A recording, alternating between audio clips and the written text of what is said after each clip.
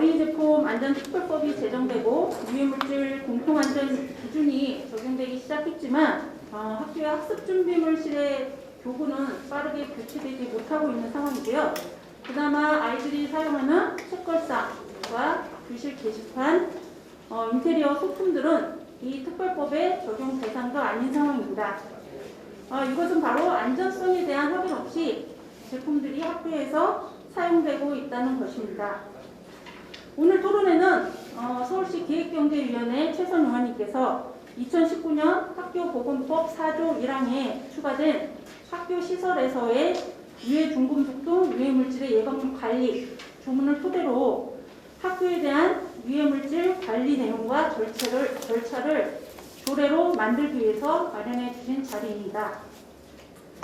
오늘 토론회 첫 순서로 서울시의회 기획경제위원회 최선 의원님 모시고 개회사를 듣겠습니다. 이 상임위원회가 학교 관련된 조례를 상의하고 만드는 위원회인가? 이렇게 생각하실 수 있겠는데 참고로 제가 올해 6월 30일까지는 교육위원회 소관 의원이었었습니다. 그래서 우리 그 교육 환경과 여러 가지 것들에 대해서 열심히 하다가 서울시 본청의 기획을 소관하는 상임위원회로 이제 바꾼 바람에 기획경제위원회 현재 있습니다만 이 조례를 같이 제정하려고 합니다. 제가 학부형이기도 합니다. 중학교 2학년 딸아이를 키우고 있는데요. 아이를 낳고 키우면서 각종 이 아이가 건강하게 자라게 하기 위해서 얼마나 조심하고 이런 것들 모유는 최대한 길게 먹일 수 있도록 제 몸의 상태가 좋거나 나쁘거나 관계없이 그리고 젖병은 좀 안전하게 뭔가 난 엄청나게 삶아될 텐데 그럼에도 불구하고 유해물질이 안 나오는 것 얘는 또 이빨이 간질간질하면 엄청나게 물고 빨 텐데 아이들은 자라면서 눈으로 먼저 보지 않고 입으로 맛 먼저 보거든요. 그렇게 쭉 자라 아이가 어린이집을 가고요. 유치원, 초등학교, 이제 중학교에 다니고 있습니다. 매번 조사 결과가 나올 때마다 유해물질로 가득하다고 이야기하고요. 우리 배성원 선생님께서 발제문에 실어주신 자료에 의하면 11개 초등학교를 대상으로 조사를 했는데 안전한 것은 3분의 1밖에 없었습니다. 배성원 선생님께서 조사한 그 지표만 그럴까요? 전 대략 그렇다고 보는데 이렇게 안전하지 못한 환경이라고 하는 유해물질로 가득한 곳에서 아이들이 공부하고 생활하고 있다고 이야기하는 조사 결과들은 많이 나오는데 왜 그런 물건들은 계속 유통되고 있는 걸까요? 그리고 이제 조례가 제정되면 안전하진 않지만 적어도 그런 아이들의 교구제, 그런 학습 준비물들이 유통되지 않도록 하는데 이 조례가 일정 정도의 역할들은 해낼 수 있을 것이라고 봅니다. 그런 통계를 버젓이 보고 있을 수는 없는 거잖아요. 이번 보니까 제가 여기에 완전 전문가는 아닙니다만 유해 환경을 없애기 위해 안전한 환경을 만들기 위해 지금까지 노력하고 계신 각양각층의 어벤져스들이 이 자리에 모이셨습니다. 우리 전문가님들 말씀 잘 듣겠고요. 이 조례가 그런 안전한 환경을 만드는데 단초라도 될 수 있도록 최선을 다하겠습니다. 고맙습니다. 이어서 서울시 녹색서울시민위원회 윤정숙 공동위원장님 모시고 축사를 듣겠습니다. 사실 이 유해물질 없는 안전한 학교 만들기 이 주제는 사실은 저희 위원회에 몇 년째 계속되는 주제입니다. 구체적으로는 2017년부터 지금까지 매년 같은 주제로 다양한 검토를 하고 토론을 했습니다. 특히 작년 10월 달에도 역시 그 시민 토론회 형식으로 해서 토론회를 또 열었습니다. 또 우리 올해 네 번째로 또 이 토론회를 또 저희가 함께 했습니다. 사실 코로나 이후로 오늘 제가 오전에 어느 토론회에 참석을 했는데요. 여성환경연대라고 하는 그 환경단체에서 조사를 했답니다. 시민조사 한 2,000명 이상을 했으니까 최근에 코로나 이후 당신의 그 삶의 가치에서 가장 중요한 게 무엇입니까? 이렇게 묻는 거에서 여러분 뭐가 나왔을까요? 놀랍게도 제일 1순위가 건강과 안전으로 압도적으로 나왔습니다.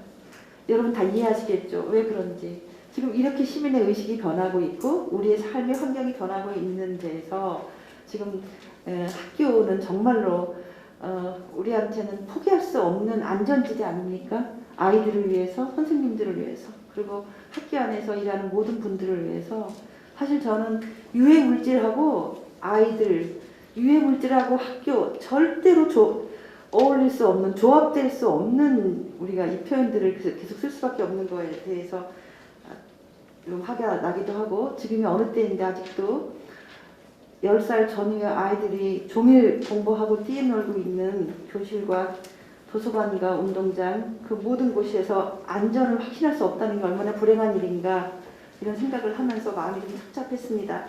그럼에도 불구하고 오늘은 저희가 최선 의원님이 단단한 오늘 말씀을 앞에 말씀을 드리면서 굉장히 저희가 안심도 되고 내년에는 이 주제로 또 토론회를 할 필요가 없겠다 싶었습니다. 정말 부탁드리고 감사합니다. 오늘 어벤져스 토론자 분들 모두 환영하고 너무 감사드리고요. 좌장을 맡으신 임상혁 녹색병원 원장님 너무 감사드립니다. 마지막으로 한 가지 말씀드립니다. 제가 여기 나오기 직전에 원장님하고 선생님하고 말씀을 나눴어요. 왜 그렇게 안 되는 걸까요? 뭐가 문제일까요? 중앙정부가 문제일까요? 법이 문제일까요? 했더니 놀랍게도 교육청의 문제라고 합니다. 교육청이 왜 문제일까요? 교육청에서 담당자가 없기 때문에 이걸 받을 사람이 없어서 계속 이렇게 홀딩하거나 거절하고 있다는 겁니다. 저는 정말 너무너무 놀라웠습니다. 이 교육청의 이 문제를 어떻게 해야 가장 저희가 바꿀 수 있을지 고민을 해보겠습니다. 교육감님 그동안 수차례 만났어도 결국에는 실무를 하는 분들이 이거를 자기 업무로 받아들이고 또 일을 추진해야 한다는 것을 오늘 확실하게 느꼈습니다. 의원님 네. 기억해 주세요. 네. 교육청의 문제랍니다. 네. 예. 그래서 저희가 오늘 발표하고 토론해 주신 여러분들의 아이디어를 모아서 그리고 교육청의 담당자 오늘 또 교육청에서도 오셨어요. 저기 안전기획관님 오셔서 너무 반가운데요. 오늘 분위기도 좀 전달해 주시고요. 오늘의 좋은 발표와 토론과 아이디어를 모아서 아이들이 절대 안전한 학교를 만드는데 어른으로서 책임감 있게 그리고 진실한 마음으로 저희가 이뤄낼 수 있도록 노력하는 자리가 되었으면 좋겠습니다. 모두 여러분들에게 감사드립니다. 왜 학교의 교육 환경의 유해물질에 대한 얘기는 굉장히 많이 나왔죠. 그런데 왜 학교가 문제일까요? 학교만 문제인가요? 뭐 다 문제일 텐데. 오늘 저희 토론회가 학교 교육 환경 유해물질 관리에 대한 조례 제정을 위한 토론회인데요. 실은 학교에만 유해물질이 있는 것은 아닙니다. 아마 어디에건 다 있겠죠. 집에서도 있을 수 있고요. 또 우리가 다니는 직장이나 아니면 여러 가지 나중에 이용하는 시설에도 많이 있을 텐데 왜 학교에 특별하게 이렇게 문제가 되고 있냐 하면 학교에는 바로 어린이들이 다니고 있고 어린이들이 활동하고 있는 주요 공간입니다. 어린이들은 이 유해한 환경, 유해한 물질에 굉장히 취약합니다. 어린이들은 어른들보다 사정없이 많이 뛰고요. 그렇잖아요. 그래서 공기도 훨씬 더 많이 들여 마십니다. 그리고 어른들보다는 위생관념이 깨끗한 아이도 있지만 저희 집 아이들처럼 위생관념이 깨끗하지 못해서 만져보고 있던 게 바로 입으로 가는 이런 아이들도 많이 있고요. 또 키도 크지 않아서 먼지와 훨씬 가깝게 땅바닥에 있는 먼지와 훨씬 가깝게 있어서 여러 가지로 아이들은 이 환경의 독성 물질에 대한 취약한 계층의 우리 아이들이라고 합니다. 그래서 학교가 중요하고 학교의 환경이 중요하다 그런 말씀이고요. 그래서 근데 오늘 참 고맙게도 우리 서울시에서 서울시 최선 의원께서 이런 조례를 준비하고 계셔서 학교의 교육 환경의 유해 물질이 드디어 이제 제대로 관리되겠구나 이런 생각이 들었습니다. 오늘 두 분의 주제 발제와 5분의 토론이 있는데요. 먼저 주제 발제를 해주실 분은 조례제정 검토 의견과 조례안을 발표해 주실 신가은 서울시의 입법 담당관이시고요. 두 번째 주제 발제는 학교 안전과 건강, 우리 아이들이 위험하다의 서울 송중초등학교 배성호 선생님입니다. 먼저 첫 번째 주제 발표, 조례제정 검토 의견과 조례안 신가은 선생님한테 먼저 발표 듣겠습니다. 먼저 이런 의미 있는 토론회 발제자로 초대해주신 최선 의원님께 감사드립니다. 잠깐 저의 교회에서 역할을 소개드리면 저는 이제 교회에서 의원님들 입법활동 지원을 위해서 조례안 검토 및 입안 업무를 수행하고 있습니다. 현재 서울시 학교 건축내장재, 가구류, 소품류 등에서 낙하도능과 같은 유해 금속이 고농도로 함유되어 있고 환경호르몬 유발 가능성이 높은 브로만 나눔비와 PVC 재질로 제작된 소품 가구류가 검출된 조사 결과가 있습니다. 또한 아동 청소년은 하루 6시간 이상을 학교에서 보내고 있어 유해물질에 무방비로 노출되어 있을 가능성이 높아 조례 제정을 통해 교육 환경에 대해 시급한 개선이 필요하다는 취지로 의뢰를 주셨습니다. 의원님의 그 제정 방향은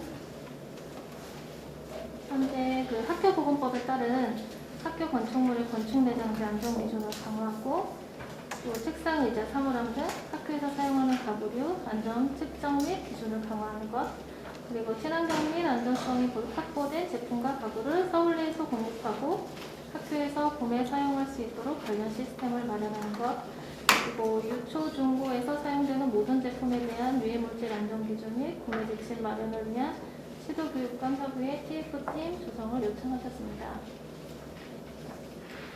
이제 다음으로 구체적인 검토 의견에 앞서 관련 법령을 살펴보도록 하겠습니다.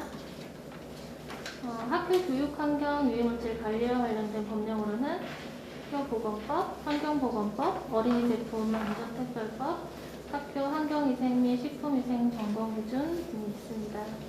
우선 교육부 간의 학교보건법은 2019년 4월 23일 일부 개정으로 학교의 환경위생 유지관리 분야로 유해중금속 등 유해물질의 예방 및 관리가 포함되었습니다.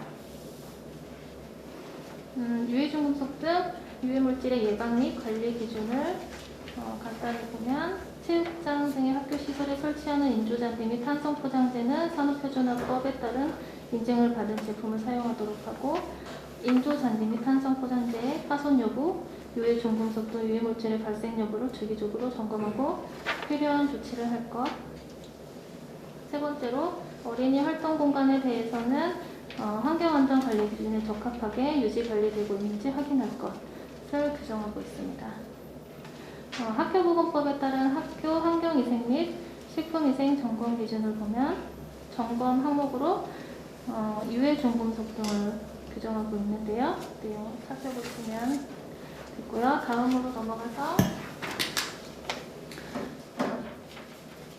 다음으로 환경부 소관의 환경보건법은 어린이 활동 공간에 관한 정의와 함께 어린이 활동 공간에 대한 환경안전 관리 기준을 정하고 있습니다. 먼저 어린이 활동 공간의 정의를 살펴보면 어린이 활동 공간이란 어린이가 주로 활동하거나 머무르는 공간으로서 어린이 놀이시설, 어린이집 등 영유아 보육시설, 유치원, 초등학교 등을 말하고 세부적으로는 시행령에 규정되어 있는데요. 어린이집의 보육시설, 유치원의 교실, 초등학교의 교실 및 학교 도서관, 특수학교의 교실 등이 있습니다. 어린이 활동 공간에 대한 환경안전 관리 및 기준을 살펴보면 법 제23조에서는 환경부 장관은 어린이의 건강을 보호하기 위하여 어린이 활동 공간에 대하여 환경 유해 인자의 노출을 평가하고 어린이 활동 공간에 대한 환경안전 관리 기준을 정하여야 합니다. 활동 공간에 대한 환경안전 관리 기준은 뒤에서 다시 살펴보도록 하겠습니다. 그래서 이제 환경보건법에 따라서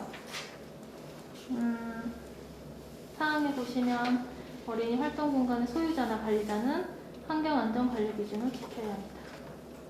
그리고 또한 환경안전 관리 기준에 적합한지에 대한 검사를 받아야 하고요. 그 대상은 어린이 활동 공간을 신축할 때 그리고 연면적을 33제곱미터 이상 증축할 때 70제곱미터 이상 수선할 때로 규정하고 있습니다. 환경보건법 시행령에 따른 어린이 활동 공간에 대한 환경안전 기준을 살펴보겠습니다. 여기에서는 어린이 활동 공간에 사용되는 도료나 마감재료 기준을 정하고 있고요.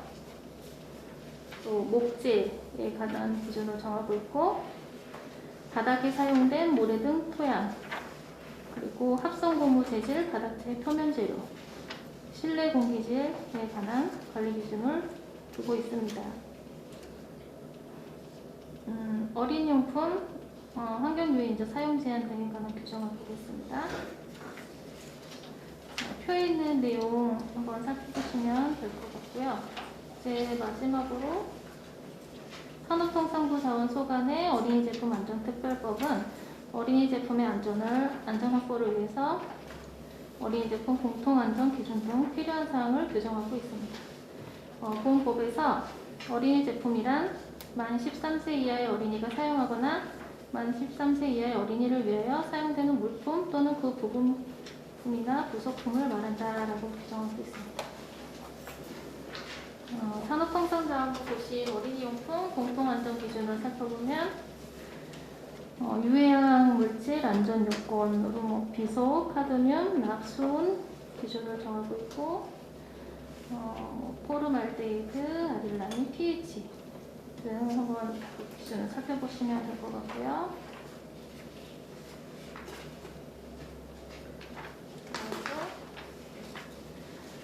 개별 안전 기준이 있는 공급자 적합성 확인 대상 어린이 제품의 안전 기준은 아래와 같습니다. 참고로 개별 안전 기준이 없는 기타 공급자 적합성 확인 대상 어린이 제품은 어린이 제품 공통 안전 기준을 적용하고 개별 안전 기준이 있는 어린이 제품은 개별 안전 기준과 어린이 제품 공통 안전 기준을 모두 적용하여야 합니다.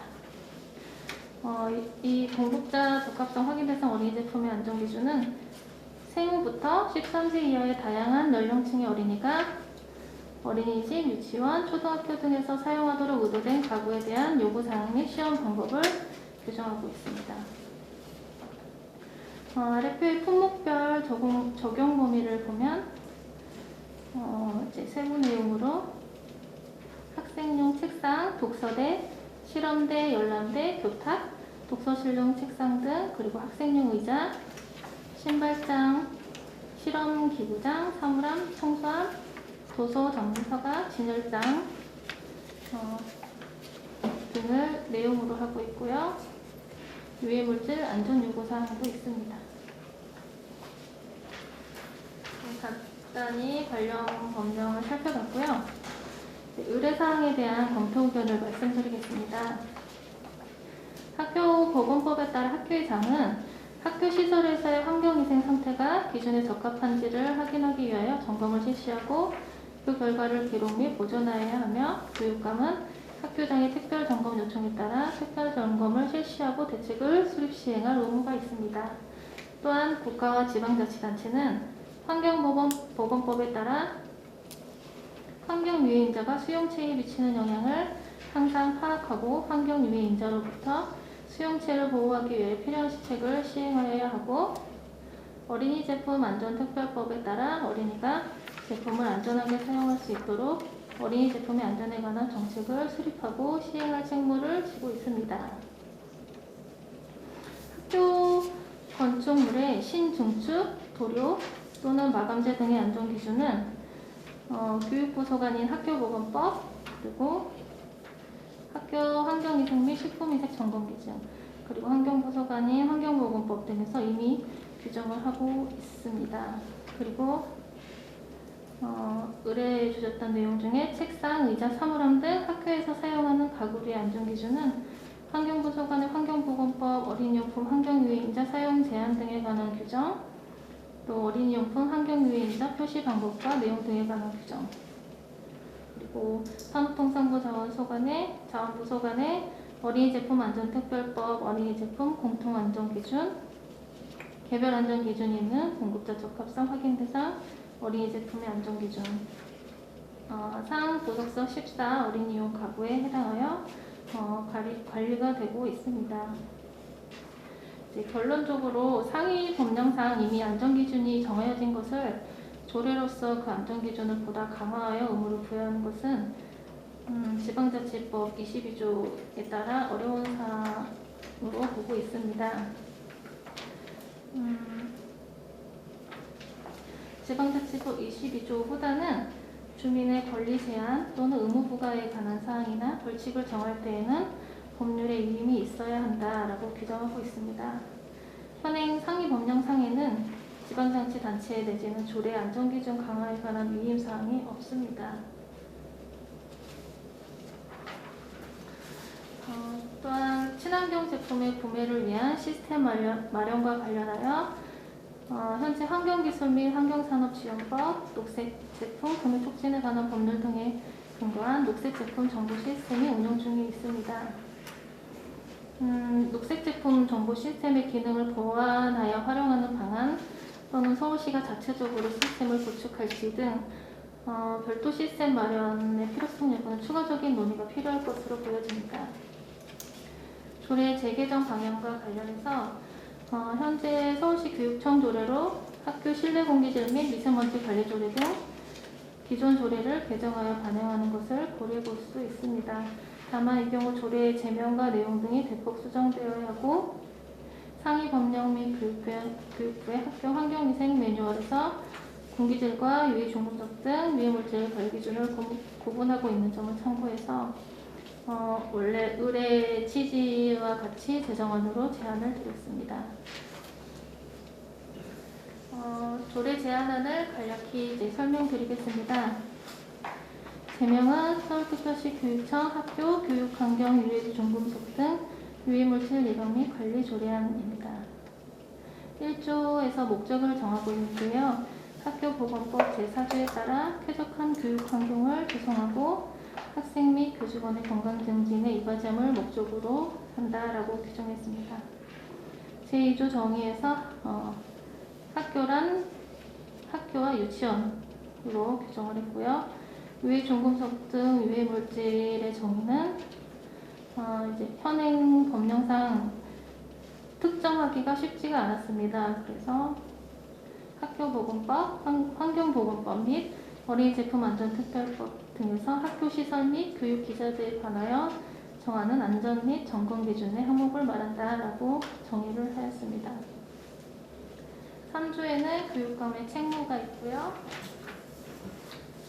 4조에서는 학교 유해 중금속 등 유해물질 관리 계획 수립 등에 대해서 규정을 했고, 제5조에서는 점검 등에 관한 규정을 두었습니다.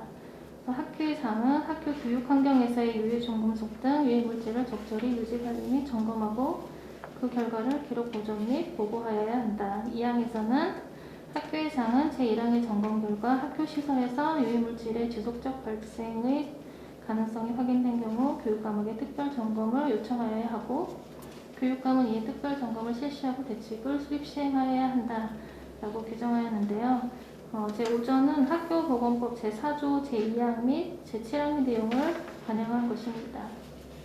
제6조에서는 실태조사에 관해서 규정을 하였고요. 제7조는 학교 유해 중금속 등 유해물질 관리 등 지원에 관하여 규정을 했습니다.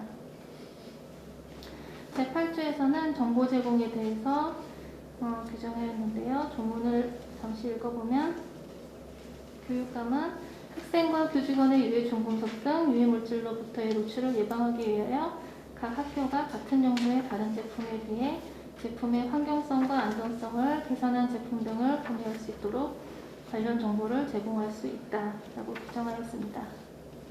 제8조 정보 제공은 의원님 요청사항 중에 시스템 구축이 있어서 이제 그것을 염두에 두고 마련한 조문인데요. 필요하다면 제2항을 신설해서 시스템 구축을 직접 규정하는 것도 가능할 것으로 보여집니다. 제9조에서는 협력체계 구축에 대해서 규정하였고요. 이는 이제 의뢰사항 중 시도교육감 협의회 TF팀 조성을 고려해서 마련한 조문입니다. 네, 이상 발제를 마치겠습니다. 경청해 주셔서 감사합니다. 이제 조례가 만들어진 거지요. 아직 통과된 건 아니고 이제 서울시의 조례안을 만들었는데요. 아마 토론할 내용 굉장히 많을 것 같다라는 생각이 들고요. 아마 오늘 토론회가 이 토론을 통해서 좀 더 나은 조례의 제정안이 되지 않을까 이런 생각이 들었습니다. 네, 하여튼 발표 잘 들었고요.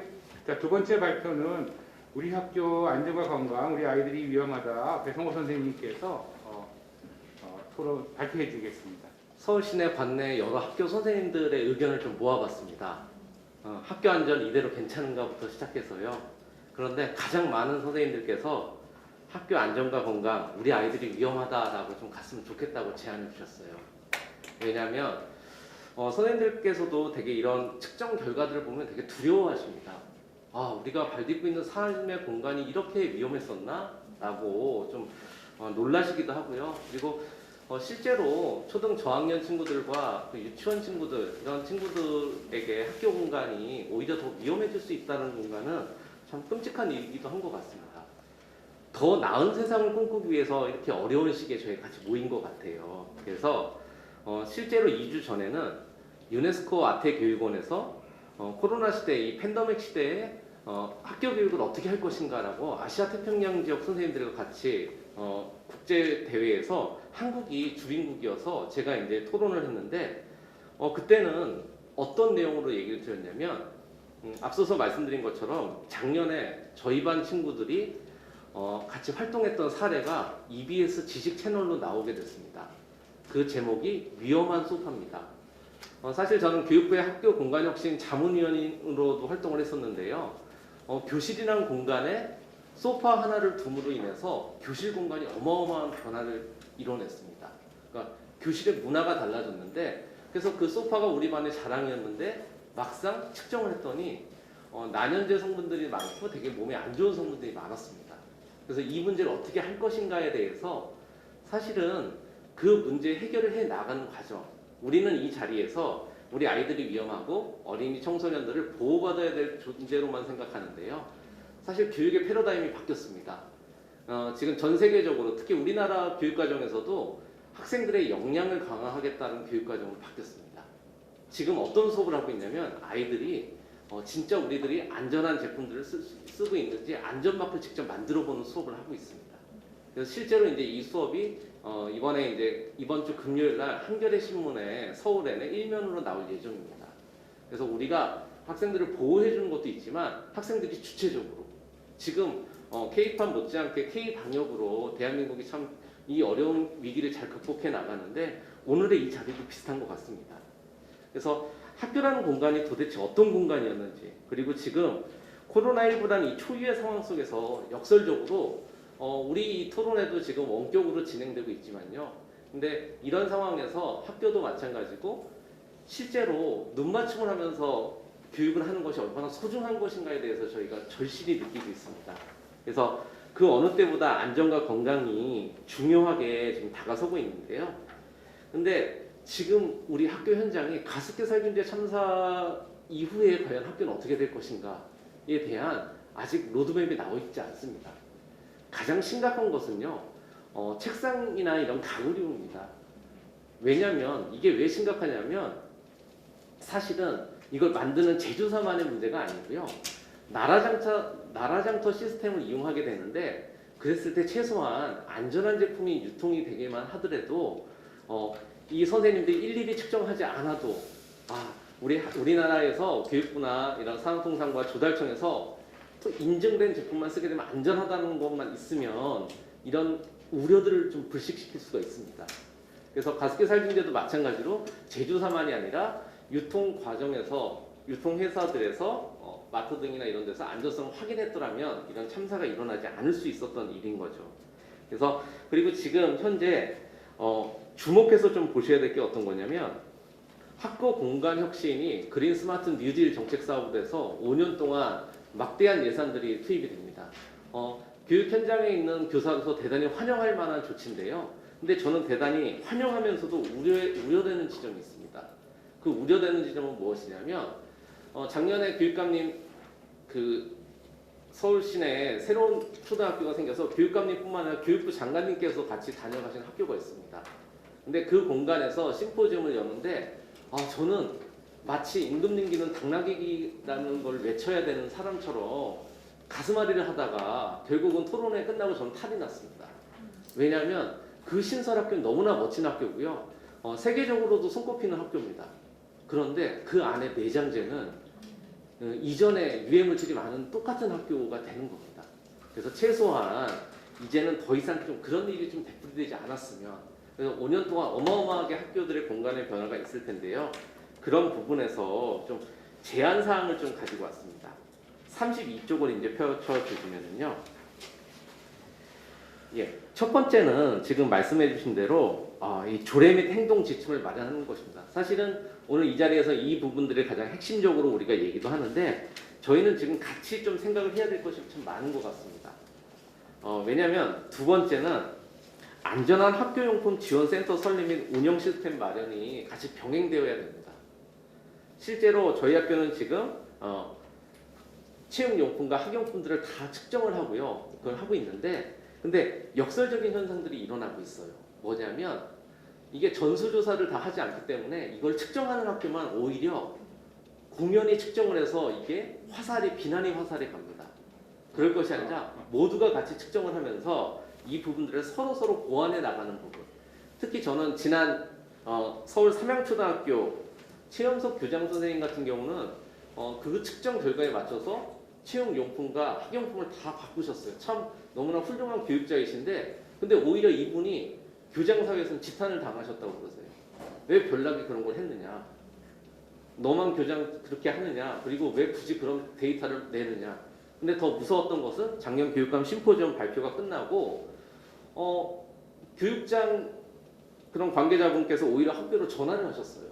그러면서 잘했던 사례를 얘기하는 것이 아니라 왜 그런 것을 그런 좋은 자리에서 발표하느냐고 문책성으로 전화를 하셨습니다. 그래서 그것에 대해서는 저도 같이 항의를 좀 했었습니다. 사실은 뭐 이게 누구의 잘못이다를 탓하는 것이 아니고요. 역으로 좋은 일을 하기 위해서 우리가 담대한 변화를 이뤄가는데 그런 부분들이 좀 없어져야 되겠다는 것들을 좀 말씀드리는 것이고요. 그래서 친환경 급식센터 같은 경우가 있으면서 급식의 질이 바뀌었듯이 지금 모든 학교마다 학습 준비물실이 있습니다. 근데 여전히 그 학습 준비물실을 조사해 보면 유해한 성분의 제품들이 많이 나옵니다. 그것은 개별 교사들만의 문제가 아니고요. 시스템을 좀 우리가 만들어야 되는 것 같습니다. 그리고 그 다음으로는 학교 공간 혁신 과정에서 말씀드린 것처럼 건축 내장재의 안전 기준이 제대로 강화가 돼야 됩니다. 사실은 지금 기준은 당연히 있습니다. 그럼에도 불구하고 학교들 조사를 하게 되면 늘 나오는 부분들입니다. 학교에서 가장 많이 유해 성분이 나오는 부분이 창호 부분이더라고요. 창호 부분, 그리고 칠판, 뒷 게시판, 사물함, 그리고 책장. 사실은 모든 제품들에서 특히 마감재에서 이 필름지들을 사용하면서 포름알데히드 같은 성분들이 많이 나오는데요. 이런 부분들에서 이런 것들은 우리가 충분히 이제는 우리 대한민국에서 이 정도는 우리가 해결해 나갈 수 있는 부분인 것 같습니다. 그래서 이런 부분에서 전수 측정 및 기준 강화를 좀 했으면 좋겠고요. 그 다음 거는 어린이 안전특별법이 다루지 못하는 부분들이 또 제법 있습니다. 사실 축구공이나 이런 농구공 아이들이 많이 사용하는데 이게 성인도 같이 사용하게 되면 어린이 안전특별법에서는 제외가 돼버리더라고요. 이제 그런 사각지대에 있는 부분들을 우리가 어떻게 풀어갈 것인가에 대한 부분들이 있고요. 그리고 저는 지금 그래도 저는 이 자리에 서울시 교육청 안전기획관님도 오시고 참 많은 분들이 와주셨는데 참 감사합니다. 왜냐하면 이런 것들이 이제 제안을 하다 보면 마치 이게 화살이 가는 것 같지만 실은 같이 해결하기 위해서 기꺼이 와주셨는데 저는 서울시 의회와 서울시 교육청이 참 멋진 프로젝트 하나 할 수 있을 것 같습니다. 초등학교 1학년 친구들에게는 다 입학 선물들이 제공이 되고 있습니다. 서울에만 600여 개의 초등학교가 있는데요. 근데 그 1학년 친구들에게 안전한 학용품을 선물로 주는 소박한 캠페인을 한번 실시해도 좋겠습니다. 어떤 거냐면 우리가 일상적으로 쓰고 있는 지우개, 대부분 플라스틱 지우개다 보니까 프탈레이트나 이런 성분들이 있는데 이런 성분이 없는 것부터 시작해서 안전한 줄넘기 이런 부분들, 그러니까 안전이 담보된 제품들을 쓰기 시작하면 생태계도 바뀔 수 있을 것 같습니다. 그래서 그 부분, 그리고 또 하나 우리 많이 간과하고 있는데 특성화고의 학교 실습실 문제입니다. 특히 요새 뭐 보건, 미용, 조리 이 부분에서도 유해 물질들이 어마어마하게 많이 나오고 있는데 바로 교육 현장, 실습실, 교실에서도 그런 부분들이 있습니다. 그래서 이런 부분들에 대해서 우리가 좀 같이 생각을 해보고요. 그래서 조례 안에서 최대한 담아낼 수 있는 부분, 그리고 저는 오늘 이 자리가 가장 핵심적으로는 조례안에 대한 이야기도 하지만 저는 지금 모였던 분들이 다음에 또 다시 한번 회의를 계속 이어나가는 그런 협의체가 또 되면 어떨까라는 생각을 합니다. 그래서 해결하기 어려운 일일까라고 이렇게 있었는데요. 첫 번째가 오히려 그러니까 오늘 김정인 건축가님께서는 사실은 이제 아버님께서 좀 갑자기 좀 병환이 안 좋아지셔서 급히 연락을 좀 주셨습니다. 그래서 오늘 이 자리에 함께 못 하시는데 사실은 김정인 건축가님 같은 경우는 같이 서울시 꿈당교실 총괄 건축기획과이십니다. 건축가신데요. 김정인 선생님과 같이 이제 이야기를 나누면서 이 문제를 어디서부터 어떻게 풀어갈 것인가 얘기하다가 설계의 영역도인데 시공과 이런 부분들, 그러니까 우리가 뭐 악마는 디테일이 있다고 하듯이 디테일을 잡아야 될 것 같습니다. 바로 공사 시방서 샘플이나 이런 부분들에서 여태까지는 되게 규정에 따라서 하는데 그 규정이, 그러니까 악법도 법이다, 소크라테스의 그런 이야기들이 최근에 헌법재판소에서 2004년도에 그 법이 옳은지 옳지 않은지 따져본 연후에 그 법을 지키는 것이 진정한 준법이다라고 얘기했듯이 지금 학교 행정시에서 그 건축 그 기준에 따라서 하는 것들이 과연 합당하지 않은지를 한번 따져볼 필요가 있는 것 같습니다. 그리고 두 번째는 가구나 책걸상이 저도 놀라운 사실을 알게 됐는데요. 2018년도까지는 그 제품에 납이 들었는지 뭐가 들었는지 알 수가 없는 상황이었다고 합니다. 그러니까 너무나 우리는 학교에 들어오면 안전하다라고 다 생각을 하는데 2018년도까지는 운이 없으면 우리 학교 책상에 납이 있네, 우리 학교 의자에 납이 있네가 되는 거고요. 근데 이 문제 제기가 되면서 2019년도가 되면서요, 산업통상부와 조달청에서 최소한 학교에 납품하는 제품들은 기준을 통과해야지 그 학교에 나라지 않게 유통할 수 있게끔 됐습니다. 저는 그게 바로 넛지, 최근에 노벨경제학상을 받고 그런 시스템적으로 갈 수 있는 부분이죠. 큰 비용이 들지 않더라도. 저는 그런 부분들이 좀 갔으면 좋겠고요. 그래서 옆에 33페이지에 보시면 초등 1학년 친구들에게 그렇다면 어떻게 할 것이냐. 그래서 너무 잘 된 거는 지금 최선 의원께서 기획경제위원회에 계시고 그리고 또 한만중 정책기획관께서도 계신데 저는 서울시와 서울시 교육청이 우리 아이들의 안전, 우리 서울시가 함께합니다. 서울시 교육청이 함께합니다라고 하면서 이런 캠페인을 좀 이렇게 가시면 어떨까. 그래서 어린이 제품 안전특별법 너무나 소중한 부분 맞습니다. 근데 이것을 좀 넘어서 반발짝 넘어가는 사회적 상상력입니다. 그래서 제품 선정과 검정 시스템이 있는데 지금 너무 잘 된 거는 이 자리에는 환경산업기술원 본부장님도 이렇게 와 계신데 사실은 일이 되게끔 하려고 하면 충분히 저는 이런 걸 만들 수 있다라고 보고 있습니다. 그래서 입학선물 제품 적합군으로 이미 이제 작년에도 이걸 제안을 저희가 교육청에도 드렸었는데 문구류, 체육교구, 음악교구 그리고 기타에서 이런 부분들을 할 수도 있을 것 같고요. 그리고 34페이지를 한번 보시겠습니다. 34페이지를 보시면 이미 이제 어느덧 한 3년이 됐는데요. 박수민 선생님, 오늘 사회를 보셨던 박수민 선생님께서 직접 저희 교실에 오셔서 같이 아이들과 XRF 이 측정기로 아이들 학용품과 저희 체육용품 측정을 했던 부분입니다. 그리고 임상혁 오늘 좌장으로 계신 임상혁 원장님께서도 여기 같이 활동해 주셨는데 학습 교구 환경 호르몬 실태 조사 결과입니다. 사실은 어마어마하게 무서울 정도인데 저는 우리가 지금 문제가 많다 그런 문제가 아니고요. 역으로 희망이 있다고 봅니다. 그 아래에 있는 것이 뭐냐면 스톡홀름시의 새로운 유쾌한 사회적 상상력입니다. 화학물질을 어떻게 할 것인지 스톡홀름시에서 새로운 다음 세대, 원 제너레이션이라고 해서 다음 세대에게 유해물질이나 이런 건 넘기지 말고 우리 세대에 이것을 같이 해결하자라고 실천을 했습니다. 저는 서울시와 서울시 교육청이 담대한 변화를 열어가는 그런 시작을 좀 할 수 있다고 보고 있습니다. 그래서 이런 부분들을 하면서 오늘 우리가 얘기 나눌 부분들은 어떻게 하면 우리가 이걸 현실로 같이 만들어갈 것인가 그런 부분들로 하면 좋겠고요. 그리고 35페이지는 어떤 내용이냐면 서울시 초등학교 교육환경 중 유해물질 보고서입니다. 앞서 최선 의원님께서 잘 말씀해 주셨는데 작년에 서울 소재 11개 초등학교의 교실과 도서실의 유해물질 현황 점검입니다. 근데 이때 놀라웠던 게 어떤 것이냐면 앞서 말씀드린 것처럼 작년에 그래서 전국에서 가장 아름다운 좋은 학교로 선정된 학교도 요 11개 학교에 있고요. 여타의 학교와 별반 다르지 않게 유해 성분이 나왔다는 부분입니다. 그래서 사실 그것들이 시사하는 바가 큰 것 같아요. 왜냐하면 앞으로 5년 동안 뭐 18조 원이라는 어마어마한 돈으로 전국에 있는 학교들이 아름답게 변할 텐데 막상 안에 내장재나 이런 것들은 기존의 시스템으로 봤을 때는 되풀이 될 수가 있다는 부분이죠. 그래서 특히 어떤 부분이냐면 앞서서 이제 입법조사관님께서도 이런 조례를 제정했을 때 좀 시스템적인 걸 좀 구축을 해야 된다고 이제 조항에서도 말씀해 주는데 바로 그 부분이 필요한 것 같습니다. 실제로 이거 조사를 무료로 해드린다고 해도 대부분 학교가 거부를 하는 실태예요. 또 이때 11개 학교를 이렇게 하시는 것도 대단히 어려웠습니다. 근데 이런 부분들이 같이, 왜냐하면 어느 학교가 좌표가 찍히는 것이 아니라 우리가 더 좋은 학교를 만들 것이다 라는 것들을 하게 되면 훨씬 더 나을 수 있고요. 그래서 제일 마지막에 이제 이 결과를 보시게 되면, 요약을 보시게 되면 42페이지에 있습니다. 그래서 뭐 600개 학교 중에 11개여서 샘플 수는 작다고 할 수 있지만, 하지만 일반적인 학교 그리고 신설 학교 저희가 그래도 나름 그것들을 좀 분배를 했었는데, 근데 역설적으로 여전히 위험합니다. 그래서 사실은 생각해 보자면 여기 의원님들께서도 많이 참여하셨는데, 학교 유해 물질은 어쩌면 너무나 풀어갈 게 많은 되게 긍정적으로 보시면 해결해 갈 수 있는 부분들이 너무나 많은 부분들이 많습니다. 그래서 저는 오늘 이 자리에서 이런 부분들에 대해서, 이것도 분야 전문가 선생님들 오셨는데, 그래서 저는 다른 것보다는 최소한 저도 이제 교육 경력이 한 20년 정도 되는데요. 아이들에게 부끄럽지 않은 어른들의 모습들을 우리가 좀 보여줄 때가 된 것 같습니다.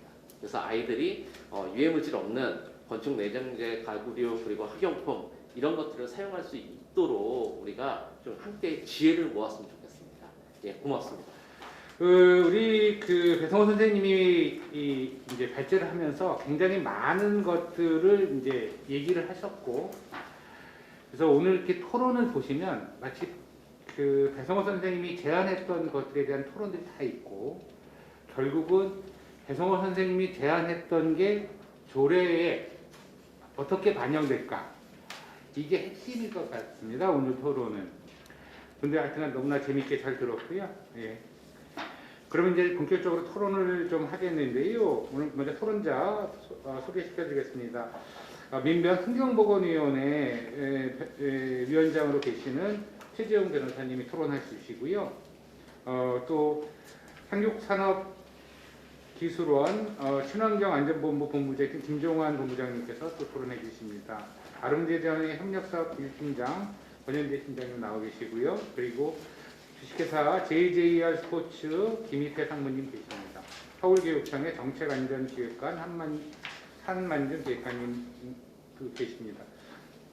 각자 시간 한 10분씩 드릴 테니까요. 토론 시간이요. 자유롭게 좀 토론해 주시고요. 먼저 녹색법률센터 부소장 민변 환경보건위원회 위원장이신 최재홍 변호사께서 토론해 주시는데, 제가 한 가지만 좀 더 말씀드리면, 이게 이제 지금 아까 우리 조례를 보면 계속 이제 상위 법들 관련 조례를 규정하고 있는 법들의 규정을 이제 하면서 그 이상을 벗어나기 되게 힘든 것처럼 이렇게 조례에서 표현하셨는데, 꼭 그렇지 않고 조례를 더 기존 법을 뛰어넘어서 조례를 만들면 안 되는 건지, 뭐 그런 것들 좀 얘기를 해주시고, 지금 만들어지는 조례를 그래서 아까 말했던 배성호 선생님이 제안했던 것들이 이런 조례에 어떻게 들어가면 좋을 수 있는지, 그런 법률적인 얘기들을 제가 갑자기 부탁드리기 죄송하지만 그런 토론 좀 부탁드리겠습니다. 예, 부탁드립니다. 지금 이제 서울시 의회에서 제정하려고 하는 유해 중금속 등 유해물질 예방 및 관리 조례 같은 경우는 기본적으로 학교보건법상의 유해물질 관리에 대한 사항이 포함됐기 때문입니다. 근데 학교 내에서 지금 이제 쭉 조례에서 언급하고 있거나 얘기해 주신 것은 사실상 초등학교, 유치원만을 이제 좀 많이 타겟을 하는 것 같고, 중고등학교는 우선 배제가 되어 있긴 해요. 그리고 이제 말씀하신 이제 건축자재라든지 교실 내에서 사용하고 있는 책상, 걸상 등 비품에 대한 부분도 얘기를 해주셨는데, 실제 학교보건법상에서 실내 공기질과 관련된 시행규칙상의 관리 기준을 보면 해당 내용에 대해서 건축자재에 대해서도 등급이라든지 기준 설정해 놨고 있고, 책상, 걸상, 비품 등에 대해서도 전부 다 기준을 설정을 해놓고 있습니다. 따라서 이제 제가 토론문에 좀 간단하게 언급을 했습니다만은 실제 학교 현장에서는 이러한 이제 실내 공기질에 대한 부분, 그리고 추가로 하는 유해 물질에 대한 관리, 점검에 대한 부분, 이런 부분들은 각 학교의 학교장 이하 이제 선생님들의 또 업무로 이게 계속 돌아가는 부분이기 때문에 이왕 이제 현행 법 체계가 학교 보건법상의 실내 공기질 파트에서 관련 내용을 또 다루고 있는 부분이 있어서 그 실내 공기질과 관련된 기존에 있는 서울시 조례가 있습니다. 그래서 그 서울특별시 교육청 학교 실내 공기질 및 미세먼지 관리 조례, 여기서 실내 공기질 부분을 좀 더 확장하는 방안도 한번 검토는 해볼 필요는 있을 것 같고요. 이렇게 하는 이유가 사실 이제 실내 공기질에 대한 부분은 초등학교 때까지, 초등학교 수준까지는 뭐 어린이 제품 안전 특별법이랑 이제 환경보건법상의 어린이 활동 공간, 이 규정들의 기준들이 정해져 있습니다. 그래서 이 기준에서 제외되어 있거나 이보다 더 높은 사항을 할 수 있는 것은 사실상 조례로는 불가능한 상황이고요. 만약 그렇게 되려고 한다면 법률을 개정을 해서, 근데 이제 법률 개정도 아닙니다. 지금 시행규칙상에 각각 기준들이 있기 때문에 시행규칙을 개정하게 된다면 그러면 이제 기준 자체를 더 강화할 수 있는 부분이 있고요. 만약 조례로 기준을 강화하고자 한다면 우리가 뭐 악취방지법이라든지 소음진동관리법이라든지 이런 개별 소양형 번역법 같은 경우에는 조례로 강화된 허용 기준을 정할 수 있도록 만들어 놨었습니다. 법률에서. 그렇기 때문에 이제 엄격한 배출 기준이나 이런 걸 설정하도록 되어 있는데요. 특정 지역의 특수성을 반영을 해서 해당 교육청에서 또는 해당 지자체에서 조례를 통해 가지고 강화된 뭐 건축 자재에 대한 기준, 학교 내 비품에 관한 기준들을 만들고자 한다면 이거는 법률이 개정돼야지만이 이제 가능한 상황이다, 이렇게 판단이 들어갑니다. 그래서 지금 이제 건축 자재라든지 비품에 대한 부분은 사실 애초에 납품됐을 때도 기준을 준수했는지 전수조사를 할 수 있으면 좋겠지만 또 그것도 쉽지가 않습니다. 그래서 관리에 대한 사항이 또 필요한데 현재 학교보건법 실내 공기질 관리 기준에 의한다면 연간 2회에 걸쳐서 측정 대행업체를 통해 가지고 실내 공기질을 측정하도록 의무화가 되어 있습니다.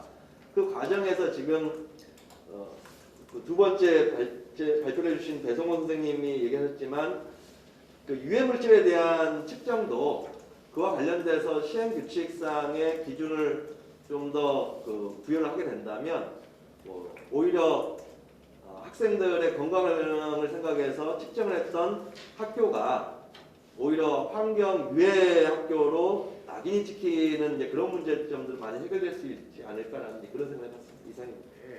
예를 들면 우리 모법에 환경보건법이나 뭐 무슨 법에 기준이 없으면 서울시 권고안 이런 건 못 만드는 건가요? 그걸 뛰어넘는 뭐 서울시 여기 보면 스톡홀름 가이드라인이 있고 로스앤젤레스, 샌프란시스코에서 뭐 있고 토론토에서도 뭐 있고 이런 지자체에서 자기 권고안이나 자기네 기준들을 이렇게 얘기해. 물론 법률적 이게 무슨 벌칙 조항이 있거나 이러진 않지만 그런 권고 기준 같은 것들이 있는데 그런 거는 여기 보면 우리 이제 배성호 선생님 말씀드리면 뭐 건축 내장재에서의 기준, 뭐 가구리에서의 기준, 뭐 이런 것들을 서울시 이런 기준은 정부의 모법이 없으면 못 만드나요? 어떻습니까? 그게 궁금해서요. 예, 그 문제가 이제 어떻게 되냐면 납품업자가 자신은 법률상의 기준을 준수를 했는데 서울시에서 강화된 기준을 내세워서 납품에서 등급 입찰 참가 자격 자체를 제한해 버린다거나 실제 낙찰을 못 받게 해버린다면 그게 이제 권리 의무의 제한 사항으로 들어가 버립니다. 그래서 그 부분 때문에 사실 기준 자체를 정한다는 것이 이제 쉽지 않은 상황이 될 거고요. 뭐 전체적인 학교 내의 유해물질 장기 관리 계획을 수립하는 것은 그것은 얼마든지 가능하지만 그것은 대외적인 일반 납품업자라든지 공사업자들을 규율할 수는 없기 때문에 사실 대외적 효력은 없는 것이 이제 한계 중에 하나라고 볼 수가 있습니다. 외국과는 우리나라랑 좀 많은 차이가 있는 것 같아요. 이게 최진 선생님 말씀이 맞다면 제가 죄송합니다. 제 저장이 자꾸 뭘 거는 하나만 더 여쭤볼게요. 우리 조례 보면 다 할 수 있다예요. 그러거든요. 그럼 그건 안 해도 되는 거지 않습니까? 예. 근데 예를 들면 안전한 학교용품 지원센터 설립 뭐 이런 게 만약에 조례를 만들어서 해야 한다 교육감은 이렇게 넣을 수도 있습니까? 이건 모법에는 없는 건데. 자체 행정 권한에 대한 박탈 조항이 될 수가 있어서 그것도 역시 위임법의 한계로 이제 부딪혀 버립니다. 두 번째 토론은 우리 김정인 선생님인데 김정인 선생님이 자리에 참석 안 했고 여기 저한테 뭐라고 하냐면 토론문을 사회자가 대독하고 배성우 선생님이 코멘트합니다 이러고 왔거든요. 이거는 제가 나중에 맨 마지막으로 하겠습니다. 다음은 교육환경 내 친환경 제품 적용 확대이신데요. 우리 환경산업기술원의 친환경 안전본부 김정환 본부장님께서 하시는데 참고로 김정환 본부장님은 이런 그 친환경 제품 뭐 이런 거는 우리나라에서 아마 뭐 최고로 손꼽히는 대가 아까 어벤져스 그러는데 맞습니다. 이건 이런 말씀을 해주시는 거는 아마도 그런 것 같습니다. 저희 그 환경산업기술원이 하는 일이 이제 국가를 대신해서 지금 아까 신가은 입법도서관님께서 말씀해 주시고 하는 이런 사항들을 실제 시행하는 그런 일들을 하고 있는데 아마도 저희가 최근에 화학제품 안전관리에 관련해서 여기 지금 임상혁 원장님이 계신 노동환경건강연구소 그리고 발암물질 걱정 없는 국민운동 박수미 사무국장님 그리고 그밖에 환경정이나 환경연합이나 이런 민간단체들하고 적극적으로 좀 협력을 해서 이런 문제들을 시민의 입장에서 풀려고 노력을 했던 거를 그렇게 평가해 주신 거 아닌가 이렇게 생각을 합니다. 감사합니다. 이렇게 해서 제 소개를 어떻게 하게 됐는데요.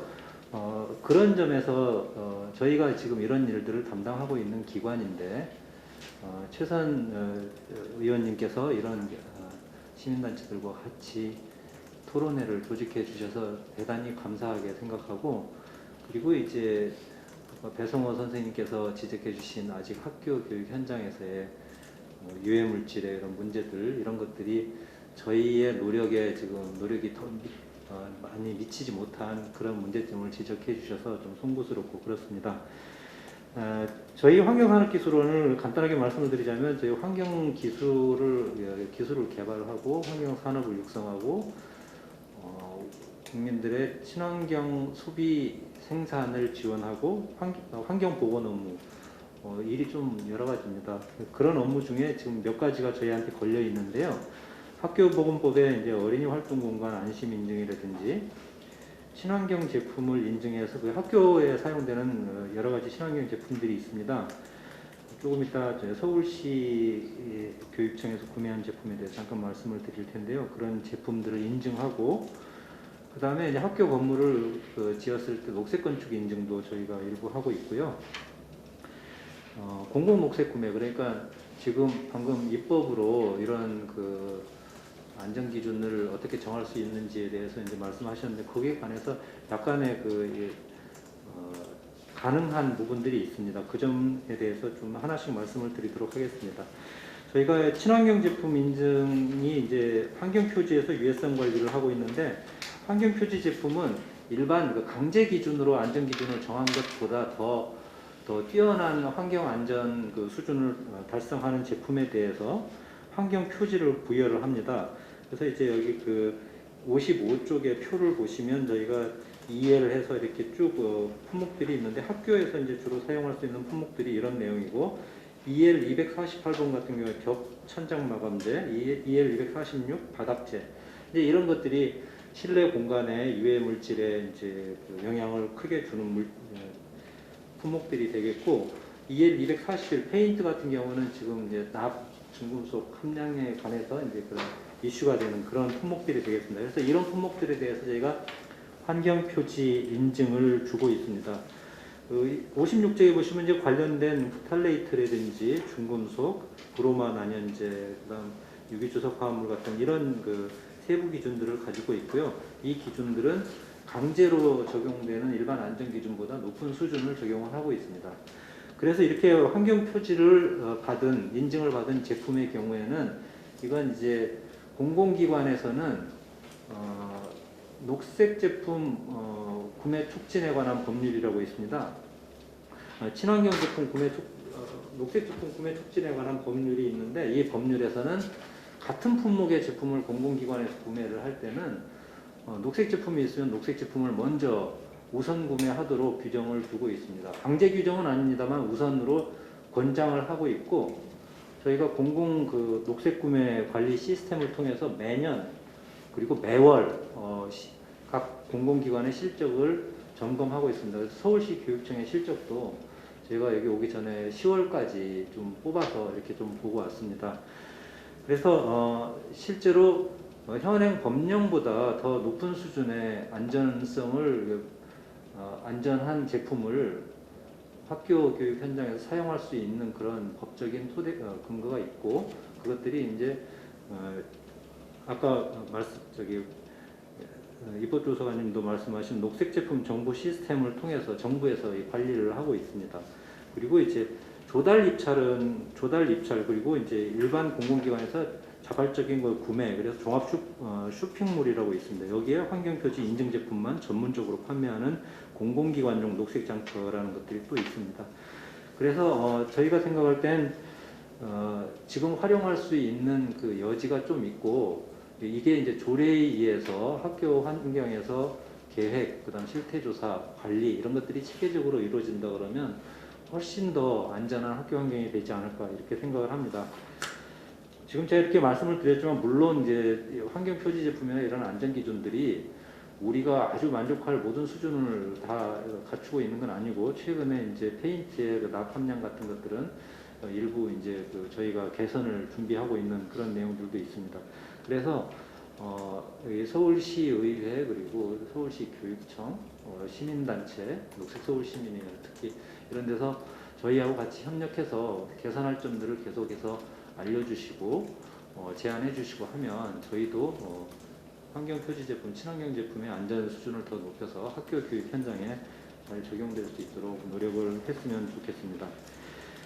참고로 서울시 교육청에 올해 지금까지 구매한 제품들을 품목들을 보면, 아까 이제 배송호 선생님께서 창호에 대해서 이제 좀 말씀을 하셨는데, 올해 창호를 구매한 금액들을 보면은 100% 환경 표지 제품을 구매를 했습니다. 그 밖에 이제 바닥재, 벽 천장 마감재 이런 것들 다 70% 이상 친환경 제품을 구매를 한 걸로 지금 보고 있고요. 책상, 의자, 이제 여기 푸탈레이트, 보관용 가구, 그러니까 실내 푸탈레이트나 VOC, 휘발성 유기화학 물질들을 배출하는 이런 제품들은 한 60% 정도. 그다음에 이제 올해 이제 아마 비대면 수업 때문에 컴퓨터 수요가 많았다고 보는데, 이게 80% 정도 이렇게 일반 제품 대비 친환경 제품 구매율이 굉장히 높은 편입니다. 그런데 이제 저희가 이 수치를 가지고 연말 이전에 각 교육청들을 접촉을 해서 이 친환경 제품 구매 비율을 더 높이도록 저희가 또 같이 상담을 하고 안내를 하고 이런 작업들을 하고 있습니다. 서울시 교육청에도 아마 이렇게 저희가 곧 연락을 드릴 것 같고요. 그리고 이제 특히 공공기관에서 이거 구매를 좀 잘하실 수 있도록 저희가 연초, 연말 이렇게 교육을 좀 하고 있습니다. 근데 아까 이제 지적해 주신 것처럼 최선 의원님께서 말씀하신 것처럼 담당자가 딱 정해져 있지 않다. 그러니까 이게 유해물질 담당자는 아마 없겠죠. 저희는 이제 구매 담당자들하고 이게 소통을 하고 있습니다만, 구매 담당자가 그 모든 부서를 전부 이렇게 상대해서 그걸 관철시키기가 쉽지 않은 그런 상황인 것 같습니다. 그래서 아마 노력들은 하고 계신데, 아마 저희 시민단체나 시의회에서 보시기에 좀 아직 더 개선할 점이 좀 있지 않나 이렇게 생각을 하는 것 같습니다.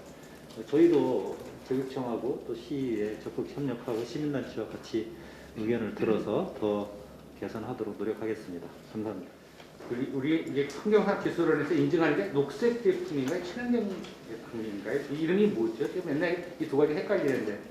예, 저희도 여러 용어를 섞어 쓰다 보니까 헷갈립니다. 왜냐하면 일반적으로는 친환경 제품, 이게 이제 일반 상식으로 들리는데, 저희가 법적 용어로 세 가지를 녹색 제품이라고 합니다. 그러니까 환경 표지 인증 제품, 그다음 저탄소 제품, 그리고 우수 재활용 제품, 요 세 가지는 녹색 제품으로 법으로 정해서 공공기관은 다른 제품에 우선해서 이 녹색 제품을 구매해야 되고, 이 녹색 제품에 대해서는 수의 계약도 할 수 있거나 뭐 이렇게 그 입찰 조달 가점을 줍니다. 그래서 훨씬 유리하게 팔 수 있도록 이렇게 조치를 하고 있습니다. 예. 그래서 아마 이제 제가 왜 그러냐면 친환경 제품이라는 게 워낙 이 시중에 많이 나와 있기 때문에 이게 늘 헷갈리는데, 환경 표지 인증 제품, 다시 말하면 그 녹색 제품을 주로 이제 인증을 해주시는 게 환경산업기술원이고, 거기에는 굉장히 다양한 그 항목의 그 환경 표지 인증 제품, 녹색 제품이 소개되어 있기도 해서, 근데 그런 것이 의무적 구입은 아니지만 의무는 아니지만 뭐 우선적으로 구입할 수 있다. 그리고 좀 상당히 많이 퍼져나가고 있고 그렇다는 말씀을 해주신 것 같습니다. 네. 의무 구매에 대해서 한 말씀만 드리면, 의무는 아닙니다만 공공 녹색 구매가 거의 의무화되어 있습니다. 왜냐하면 각 공공기관이 평가를 받을 때 녹색 구매 구매 실적을 평가를 받도록 되어 있습니다. 그래서 저희가 1등부터 이렇게 줄을 쭉 세워서 실적 통보를 행정안전부 뭐 이런 데 하게 됩니다. 그래서 그 점에 대해서 거의 90몇 % 정도까지 달성하는 그런 기관들도 있습니다. 배성호 선생님과 같이 사업을 했었죠. 우리 아름다운 재단에서요. 아름다운 재단은 정말 아름다운 재단입니다. 오늘 아름다운 재단에 권현재 협력사업 팀장님께서 모두가 꿈꾸는 안전한 교실을 위해서 토론해 주시겠습니다.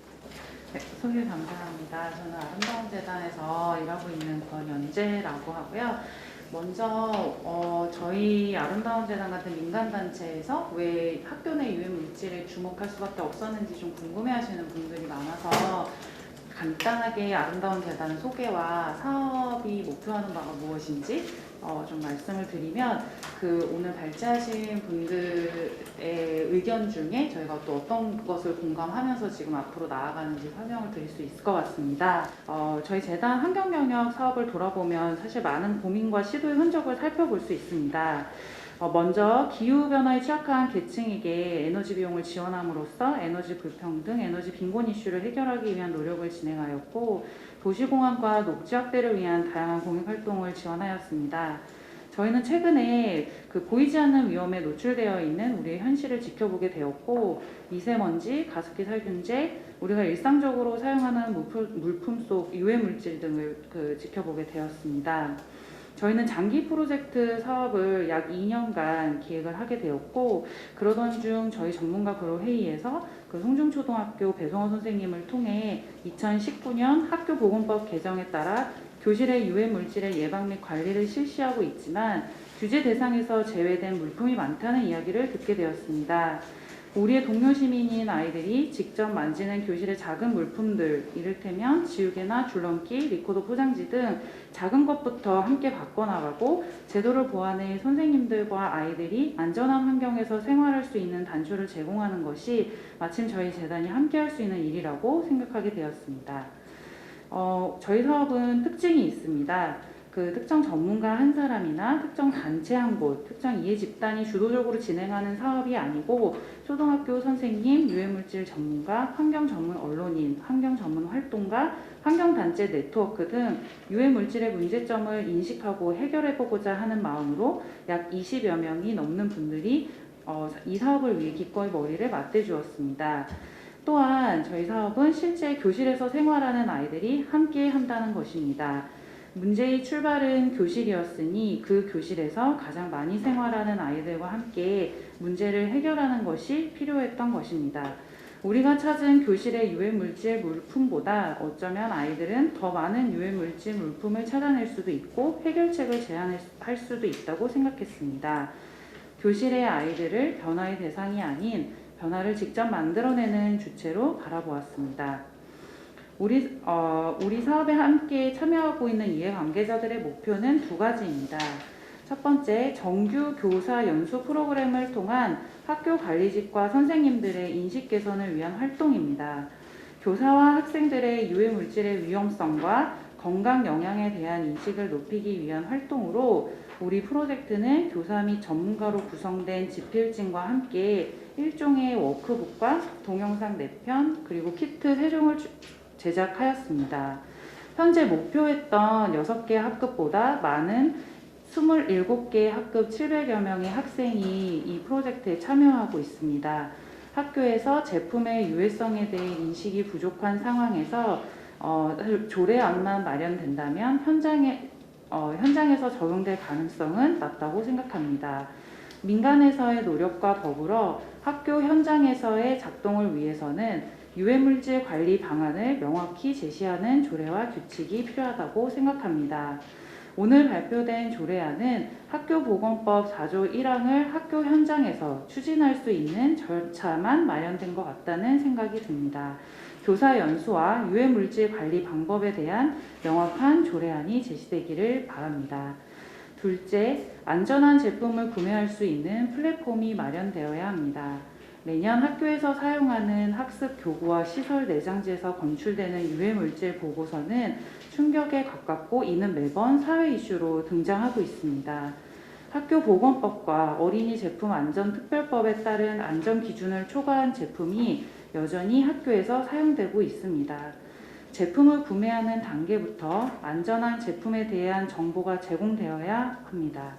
현재는 선생님들이 다양한 유통 경로로 학습 교구를 구매하고 있으며 유통사마다 정보 제공 내용이 상이해 일일이 제품의 안정성을 판단하기도 어려운 실정입니다. 안전한 제품을 구매할 수 있는 플랫폼이 마련된다면 구매 단계부터 교실로 유해물질이 함유된 물품이 들어오는 것을 차단할 수 있다고 생각합니다. 끝으로 유자학교 프로젝트는 이러한 교사 연수 프로그램과 플랫폼을 만들기 위한 계획이 있습니다. 아이들은 유자학교 프로젝트를 통해 스스로 안전한 환경에서 교육받을 권리가 있다는 것을 인식해 나아갈 것입니다. 지금까지 그랬듯이 유자학교 프로젝트는 다양한 협력을 기대합니다. 안전하고 건강한 교실을 위해 노력해 주실 것을 부탁드립니다. 네, 이상입니다. 감사합니다. 아름다운 재단과 여러 사람 활동하시는 여러분들이 모여서 그런 어떤 프로젝트 같은 걸 했는데 그게 유자학교네요. 유자학교. 예. 유해 물질로부터 자유로운 학교라면 딱딱하니까 유자학교로 바뀐 것 같고요. 이름은 참 잘 지었다는 생각이 듭니다. 예. 예, 아름다운 재단의 권현재 팀장이었는데요. 아름다운 재단에 기부하면, 유튜브 여러분, 아름다운 재단에 기부하면 사회가 아름다워집니다.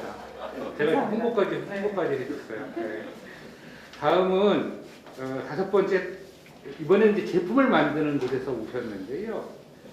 JJR 스포츠 그러면 다 아실 겁니다. 줄넘기 하면 JJR 스포츠죠. 저희 집 아이들도 지금 다 컸는데 줄넘기 했던 게 JJR 줄넘기였습니다. JJR 스포츠의 김희태 사모님께서 토론해 주시옵니다.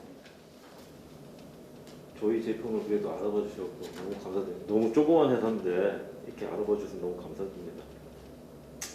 저는 사실은 여기 이 자리에 오게 된 게 여기 법자로서 좀 부담스러운 부분이 있습니다. 근데 이제 약 7년 전에 저희 줄넘기 제품의 그 포장재에 그 중금속 성분이 나와서 저기 계시는 바람행동의 그 김수민 사무국장님한테 찍히는 바람에 이렇게 코가 끼어갖고 이 자리까지 오게 된 것 같습니다. 작년에도 이런 비슷한 행사가 있어갖고 한번 참석을 했었는데요. 여러 가지 품목들도 있고 학용품에는 많은 제품이 있지만은 다른 제품에 대해서는 제가 잘 모르는 부분이고 저희가 취급하는 그 줄넘기의 예를 들어서 오늘 이 토론회에서 어떤 좀 드리고 싶은 몇 가지를 좀 말씀드리도록 하겠습니다. 이 학교에서 그 유해물질을 없애는데 이게 관계 법령으로 이게 모든 게 이게 통제가 되고 있지 않은 것처럼 보이더라고요. 그러니까 예를 들면 이 줄넘기 같은 경우에는 어린이 제품 안전 특별법에 사각지대에 놓여 있습니다. 그러니까 예를 들면 어떤 뭐 전자제품이나 이런 것들은 그 아이템에 따라서 KC 인증을 받는 데 있어서 그 KC 인증 기간이라든지 이런 것들이 다 규정이 되어 있습니다. 제품별로. 근데 이제 줄넘기는 사각지대에 놓여 있어갖고 저희 같은 경우에 그 공급자 적합성 시험이라는 방법을 통해서 자율적으로 저희가 검사를 그 관계기관에 의뢰하고 그 다음에 문제 없으면 또 KC 인증을 자체적으로 다는 걸로 이렇게 돼 있는데 이 부분은 뭐 업자로서 저희들 입장에서는 다른 상대적으로 많은 비용이 들지 않기 때문에 좋기도 하지만 굉장히 좀 그 법에 의해서 이게 규제가 미흡한 부분이 있구나라는 부분을 말씀을 드리는 거고요. 또 하나 이게 이제 어린이 제품 안전 특별법인데 제가 계속 의구심을 듣는 게 여기 조례 아까 안에 서울시 조례안 내용도 아까 제가 봤는데 제가 갖고 있는 의심은 뭐냐면 이게 지금 학교의 범주에는 중학교, 고등학교도 있고 그 다음에 그 어린이 제품 안전 특별법에서 저기 말씀드리는 그 뭐 유해물질이라고 하는 게 대표적으로 뭐 중금속이라든지 뭐 프탈레이트 가소제 같은 것들이 있는데 프탈레이트 가소제는 우리나라 같은 경우 6가지가 규제되는 걸로 알고 있습니다. 근데 이런 것들이 이 법에는 13세 이하, 그러니까 초등학교 6학년까지가 해당이 되겠죠. 그럼 업자들은 어떻게 이 법을 피해가냐면 어린이 제품이라는 용어를 쓰지 않습니다. 그럼 예를 들면 스포츠 용품 같은 경우에 저희 같은 경우는 학교의 학용품이기도 하지만 더 큰 카테고리로 본다면 스포츠 용품이거든요. 그러면 줄넘기라든지 축구공, 뭐 농구공 이런 스포츠 용품들은 어린이 용품이 아니거든요. 성인들까지 다 누구나가 쓸 수 있는 제품인데 예를 들어 그거를 제조하는 제조회사가 어린이 용품 따로 만들고 성인 용품 따로 만들고 이거는 쉽지 않는 얘기거든요. 그래서 이 부분이 어떻게 이게 이 조례 안에 담겨질까 아까 유심히 봤는데 뭐 큰 틀에서 이게 뭐 상위 개념으로 그 어린이 제품 안전 특별법에 언급되어 있는 내용들을 포괄해서 이렇게 하시는 걸로 돼 있는데 사실 이 부분이 좀 애매모호하다. 그러니까 중학교 그 고등학생들도 사춘기 학생들이고 여기서 말씀드리는 유해물질이 어린이한테만 이게 보호돼야 되는 건지 성인들은 이런 중금속이나 프탈레이트 가소제에 노출돼도 상관이 없다는 얘기인지 역설적으로 그러니까 이런 부분은 굉장히 좀 저는 이런 걸 지켜나가면서 제조하는 입장에서는 물론 피해 나갈 구멍이 있으니까 좋기도 하지만 하나의 한 시민으로서 좀 의구심이 좀 있습니다. 또 한 가지 줄넘기 예를 들어서 제가 말씀드려서 죄송한데 줄넘기 같은 경우에는 초등학교에서 급수제를 실시하는 걸로 알고 있습니다. 그러다 보니까 요새 어머님들이 다 한 자녀 뭐 많아야 2자녀인데 그러다 보니까 우리 아이들이 이게 누락되는 게 싫은 거죠. 급수제에서 누락되는 게 싫으니까 줄넘기 같은 경우는 요즘에 그 사설 학원들 예를 들면 태권도장 아니면 줄넘기 학원, 교실 이런 데를 통해서 그 아이들이 그 급수제도 제대로 통과할 수 있게끔 어머님들이 많이 아이들을 보내시는 것 같아요. 근데 그런 사설 학원을 통해서 이 줄넘기 같은 것들은 구입이 많이 이루어지고 있습니다. 근데 실제로 이 사설학원 이런 뭐 체육관 관장들이나 이런 분들 저희도 많이 알고 있지만은 장사 속으로 빠지게 되면요. 네, 이런 말씀드리면 이거 나중에 진짜 유명해질 수도 있는데 이분들 예를 들면 뭐 중국에서 싼 뭐 1,000원 언더 되는 그 뭐 줄넘기들 이런 거 온라인으로 얼마든지 대량 구매 가능하거든요. 근데 그런 것들이 과연 지금 여기서 이 어린이 제품 안전 특별법에서 요구하는 이런 유해 물질에 대한 검사가 제대로 이루어져서 수입이 되느냐? 저는 절대 아니라고 생각합니다. 그러니까 이런 부분들도 그러니까 실제로 학교에서 아이들의 어떤 학용품을 사는 데에서 규제하는 거 굉장히 피하시는 걸로 알고 있어요. 개인적인 구매인데 학교에서 어떤 가이드라인을 주신다든지 하는 것들이 조심스럽다는 것도 학교 선생님들 쪽에서 많이 들었거든요. 그렇다면 뭐 이런 사설 학원을 통해서 구입한 줄넘기를 갖고 아이들이 학교에 가서 줄넘기를 한다든지 했을 때 전혀 뭐 규제될 수 있는 방법이 없거든요. 이게 그러니까 학교라는 카테고리 한 범주에서만 이거를 규제할 게 아니라 실제로 아이들이 이런 사설 학원을 통해서도 얼마든지 이런 유해 물질에 성격에 빠질 수 있죠. 노출될 수 있다라는 점을 좀 잘 고려를 좀 해주셨으면 하는 거고요. 그다음에 이제 마지막은 제가 좀 저희들 그 제조 판매업자로서 하게 말씀을 좀 드리려고 하는데요. 이게 수년째 이런 관련된 유해물질, 그러니까 학교에서 안전한 학교를 만들기 위해서 이런 유해물질을 없애자 하는 이런 캠페인을 동참하는 입장에서도 좋은데 이게 그냥 연례 행사처럼 매년 이렇게 보면 이게 진행이 되는 것 같아요. 그래서 실질적으로 이런 것들이 결국은 저희 같은 업자들 입장에서는 뭐 저희의 소관이라고 생각이 들어요. 뭐 이런 마케팅이나 이런 것들도 당연히 저희의 이윤을 위해서 저희가 마케팅비를 사용하고 해야 되는데 저희 자랑을 좀 말씀을 드리면은 저희는 이 줄넘기 업계의 그 네임드가 아니에요. 소위 말해서 마켓의 1위가 아닙니다. 마켓 1위는 따로 있어요. 근데 저희는 제가 아까 말씀드렸듯이 우리 박승일 사무국장님의 콕 껴갖고 제가 이 유통용 제품을 5년 전에 만들면서 안심 제품 시리즈라는 걸 만들었어요. 그래서 처음으로 줄넘기 제조업체에서 처음으로 KC 인증을 자체적으로 아까 말씀드린 공급자 적합성이라는 방법으로 달아서 시장에 내보냈더니 1등 브랜드가 말하자면 따라오는 거죠. 그러니까 좋은 현상이죠. 우리 업자들끼리 서로 경쟁이 되는 거죠.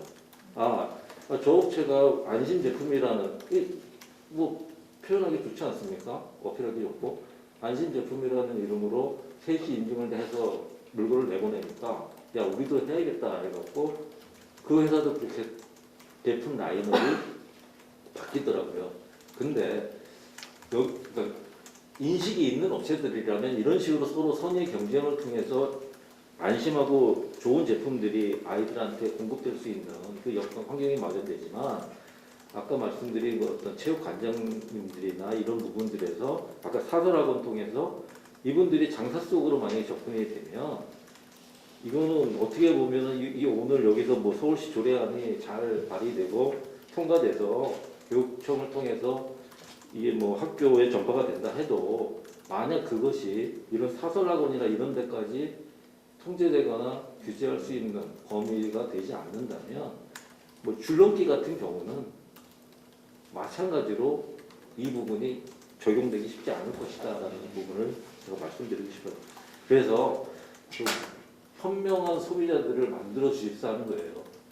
제가 이제 한 시민으로서부터 말씀을 드리고 싶은 거는 학교에서 어떤 특정 회사 제품을 사라 마라 하는 것은 부담스럽다면 최소한 이러한 성분들이 나오지 이런 것들이 위험하니까 요새 학부모님들한테 가습기 살균제 문제 이후로 많은 경각심이 있으실 테니까 학교에서 주기적으로 신학기나 이런 때 되면 좀 이런 유해 물질이나 이런 것들을 잘 피해서 현명한 소비가 될 수 있게끔 그 학교에서 좀 학부모님들한테 많은 정보를 좀 주셨으면 하는 게 업자로서 드리고 싶은 말씀입니다. 이상 마치겠습니다. 그래서 7년이나 됐군요. 7년 전에 아마 바람행동에서 그 아이들 학습 교구 또는 운동 뭐 이런 것들을 조사했었을 때 줄넘기, 특히 손잡이에서 굉장히 많은 중금속이나 이런 유해 물질들이 나와서 우리 박수미 그게 이제 언론에 보도되고 그 박수미 근데 이제 그렇게 보도돼서 하는 것이 아니라 업체한테 이걸 시정해 달라라고 했을 때 아마 줄넘기에서 JJR 스포츠에서 처음으로 오셔서 제도도 없고 규제도 없고 아무것도 없는데 우리 하겠다 이렇게 해서 JRJR 스포츠에서 그 정말 안전한 줄넘기를 만들었고 그게 다른 줄넘기 이 업체들에게도 다 이렇게 전파돼서 이런 일이 생겼다. 그런데 이제 안타까운 건 좋은 제품을 만들지만 이게 이제 적은 기업이기 때문에 홍보할 수도 없고 뭐 그런 것들이 있어서 이게 어떻게 하면 소비로 구매로 이어질까 이런 것들을 좀 힘써줘야 되지 않을까 이런 말씀을 해주신 것 같고요. 제가 아까 잠시 우리 김 본부장님한테 여쭤봤더니 아직 이런 학용품이 어린이 용품이 아까 녹색 제품으로 이렇게 등재되어 있지 않다고 해서 그걸 또 노력해 주신다고 하니까요. 그러면 더 고맙고 우리 조례에도 좀 이렇게 어떻게든지 반영될 수 있는 게 있었으면 좋겠고요. 제가 이러면 나중에 무슨 벌금 내거나 이러진 않지요. JDR 스포츠 줄넘기 많이 이용해 주세요. 예. 자, 마지막 토론인가요? 우리 한만중 서울시 교육청 정책안전기획관님. 사실 어떤 일을 풀어나가는 이제 근거들이 이제 만들어지면 제가 이제 어쨌든 교육청에 들어와서 일을 하면서의 경험으로 봤을 때 일정하게 속도를 내는 건 분명한 것 같습니다.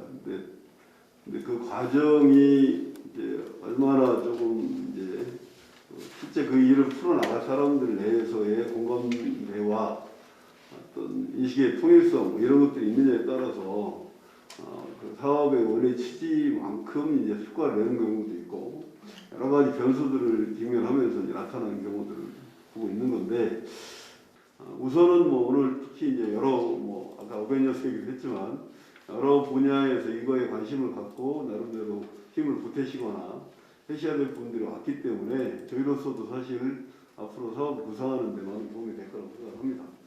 우선 일단 그렇게 말씀을 드리겠고 사실 이제 뭐 저희가 이제 실제 뭐 학교와 관련해서 뭐 시설 쪽에 관련된 시설이라든지 이 교구제 소위 얘기하는 뭐 체육용품이라든지 뭐 여러 가지 부분들 그리고 뭐 지금 아까 얘기 중에서도 이제 그런 얘기가 나오던데 예컨대 이제 칠판 같은 경우는 아이들도 쓰고 이제 어른도 쓰니 아이들만 쓰는 게 아니니까 이제 품목에 뭐 좀 제약 뭐 이런 수준에 그래서 뭔가 이제 이 부분들을 규제와 기준을 정하려고 하는 것들이 강해지면 강해질수록 그게 결국은 이제 예산과 뭐 여러 연동되다 보니까 여러 가지 좀 정리가 안 된 지점들이 있다는 느낌이 우선 좀 들었고요.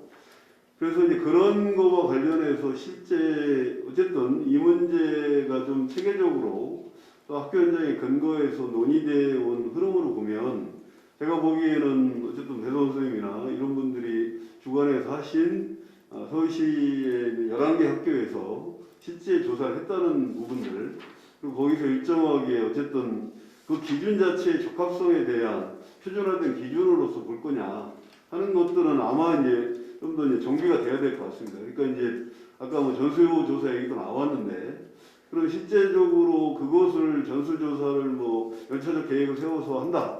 이렇게 계획을 세운다 하더라도 그 기준점은 어디까지 적용할 거냐 하는 문제도 좀 점검돼야 될 것 같고 그것이 이제 조례 수준이 될 것인지 아니면 지금 이제 일종의 특별법이라든지 여러 가지 것들의 상위법들이 있는 거잖아요. 이제 거기서 일종의 기준점을 잡아서 할 것인지에 대한 그런 것이 우선 좀 필요할 것 같고 두 번째는 이것을 사실은 이제 교육청 수준에서 하게 될 경우에는 어쨌든 학교 현장에서 요거에 대한 인식을 같이 하는 분들이 계속 넓어져 가야 될 것 같은데 아직까지는 사실은 공식 사업을 해온 게 아닌 거죠. 따지고 보면. 그러니까 이제 아까 여기서 예로 나왔던 지금 이제 뭐 28개 학급인가요? 뭐 700명 학생들 대상으로 했다.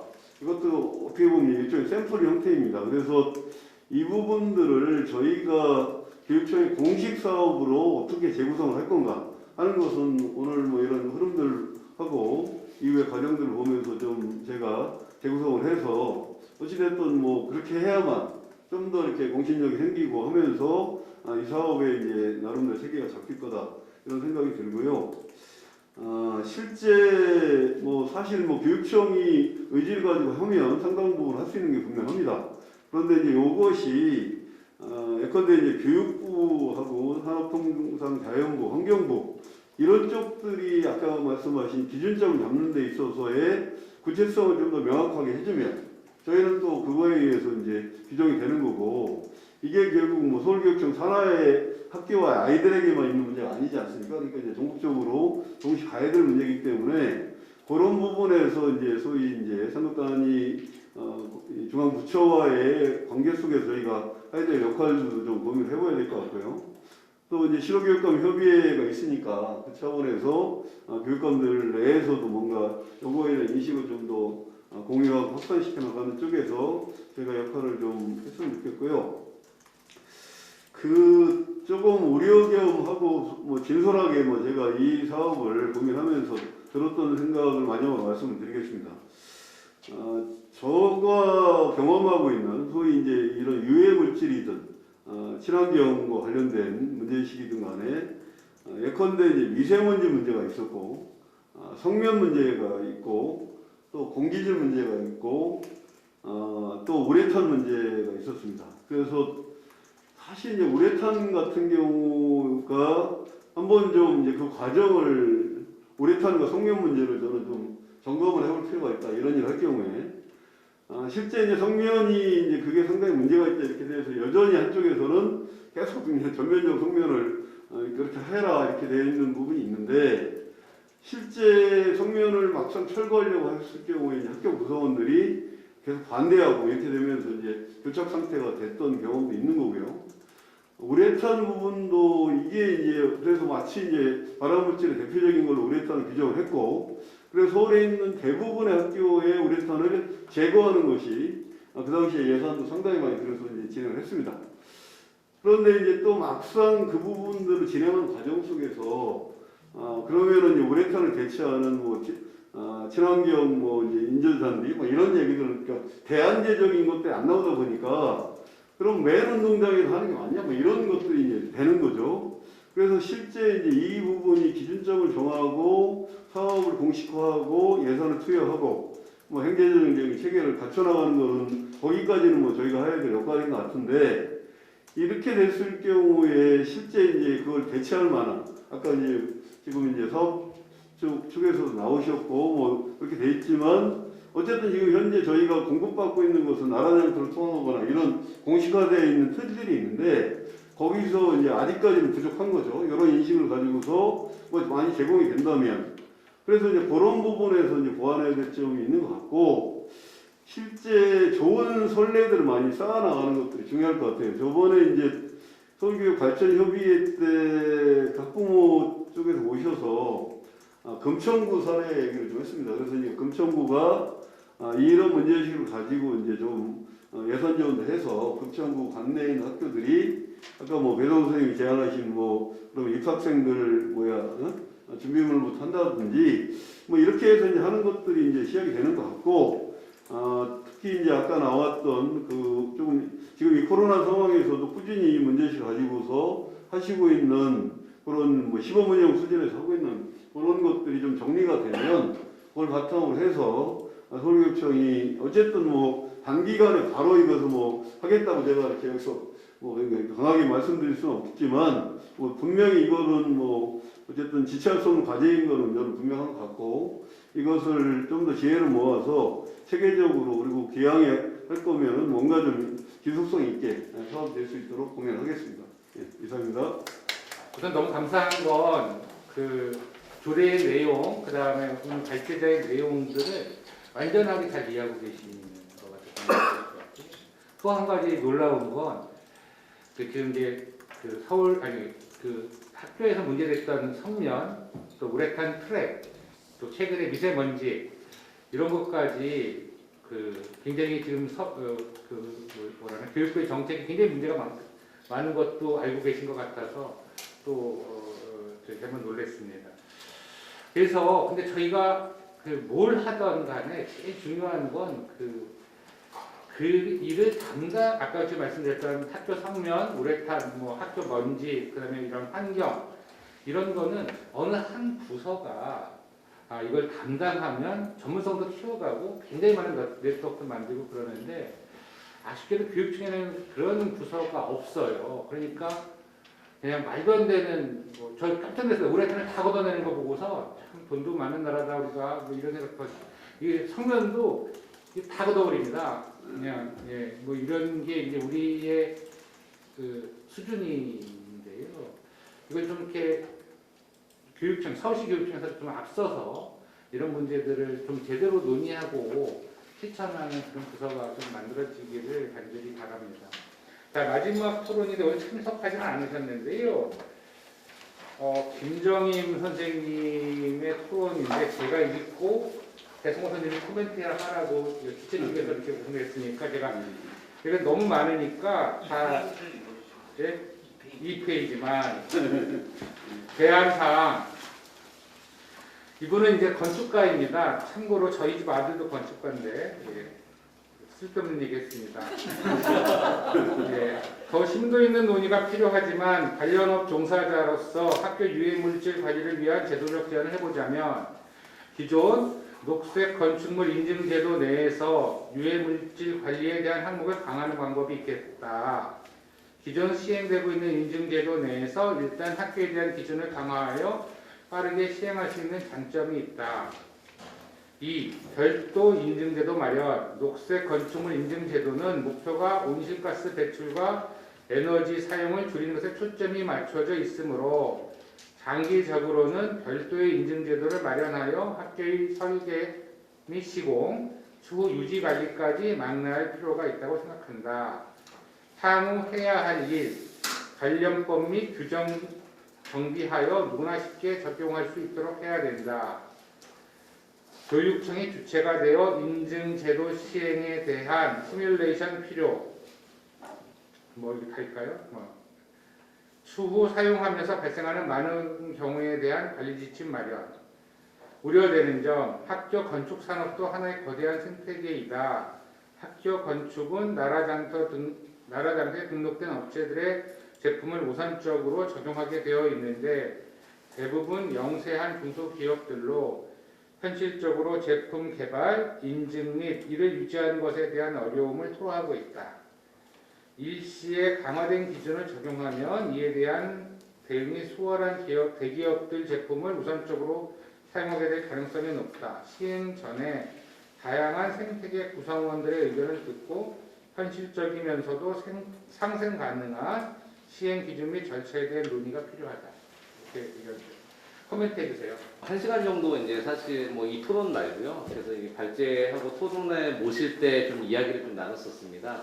근데 그때 이제 좀 많이 얘기해 주신 부분들이 좀 우리가 좀 중요하게 뭐 요 조례만이 아니라 좀 같이 고려할 게 5년 동안 지금 18조 원의 지금 학교 공간 혁신 예산이 있는데 지금 현재 예산 책정이 너무나 유지 관리나 이런 부분들이 좀 돼 있지 않고 그리고 지금은 너무나 자재 그러니까 이제 내장재 그 비용들 예산이 너무 지금 이렇게 저렴하게 지금 책정이 돼 있는 상태라고 하시더라고요. 그래서 이제 미국의 USGBC라는 데에서 운영하는 제도를 한번 좀 이렇게 우리 약간 벤치마킹할 필요가 있다라고 좀 제안을 주셨고요. 그래서 자재 비용의 그런 그 적합성이라는 그런 부분들은 아마 교육청에서 그리고 사실 저도 지금 시도교육감 협의회 정책연구로 학교 공간혁신 파트를 좀 맡아서 지금 이제 그 같이 참여를 하고 있는데 실제로는 이제 그 부분에서 유해물질이나 그런 부분에 여전히 지금 너무나 축소돼 있습니다. 그리고 이제 우려되는 점에서 생태계 문제는 지금 여기 JJR 이 소중한 이 줄넘기 회사 마찬가지로 사실은 이게 같이 어떻게 공존할 것이냐. 근데 저는 이 부분이 되게 좀 기회라고 좀 생각을 했습니다. 같이 이제 김정인 건축가님이랑 어떤 얘기를 했었냐면 당연히 초반에 이제 좀 강화된 규정이 나오면 유예 기간을 두면서 결국은 이분들도 살고 같이 살 수 있다. 왜냐하면 계속 저가의 제품들을 쓰다 보면 뭐 중국이라든가 뭐 다른 나라들에 이제 더 저렴한 제품들이 가는데 우리나라 생태계가 달라지지 않겠느냐. 그러니까 북유럽에 스완 마크가 있으면 다 안전해서 사실은 지금 발암물질 생리대나 그런 부분이 있어서 지금의 이제 여성분들께서도 뭐 스완 마크가 있는 것들을 오히려 생리대를 수입해서 쓰시는 경우도 있는데 근데 이제 우리가 K방역 못지않게 이런 부분에서 새로운 생태계를 또 만들 수 있지 않을까 좀 그런 이야기들을 좀 했었고요. 사실 아마 오셨으면 훨씬 더 좀 이제 전문가로서 그 부분인데 대략은 좀 이런 얘기들 나눠서 이런 제안점들을 좀 이렇게 좀 주셨습니다. 예, 이상입니다. 드디어 이제 토론이 다 끝났고 보통 이제 이때는 플로어에서 질문을 하려고 하는데 우리 뭐 EBS 책전하고 있는 EBS 기자님 기자님께서 질문할 분 있어요? 아 있군요. 예, 세상에. 많은데 끝나고 제가 예, 그러십시오. 오늘 이제 이게 조례를 우리 만드신 최선 의원님께서 오늘 이제 더 어깨가 무거워지셨습니다. 네.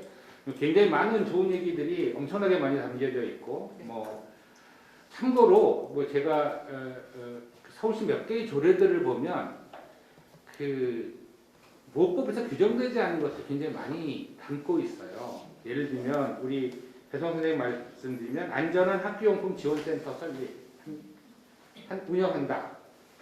뭐 예를 들면 서울시장은 뭐뭐뭐뭐 센터를 운영한다. 이게 그냥 조례에 있어요. 뭐 법에 전혀 없는 내용이거든요.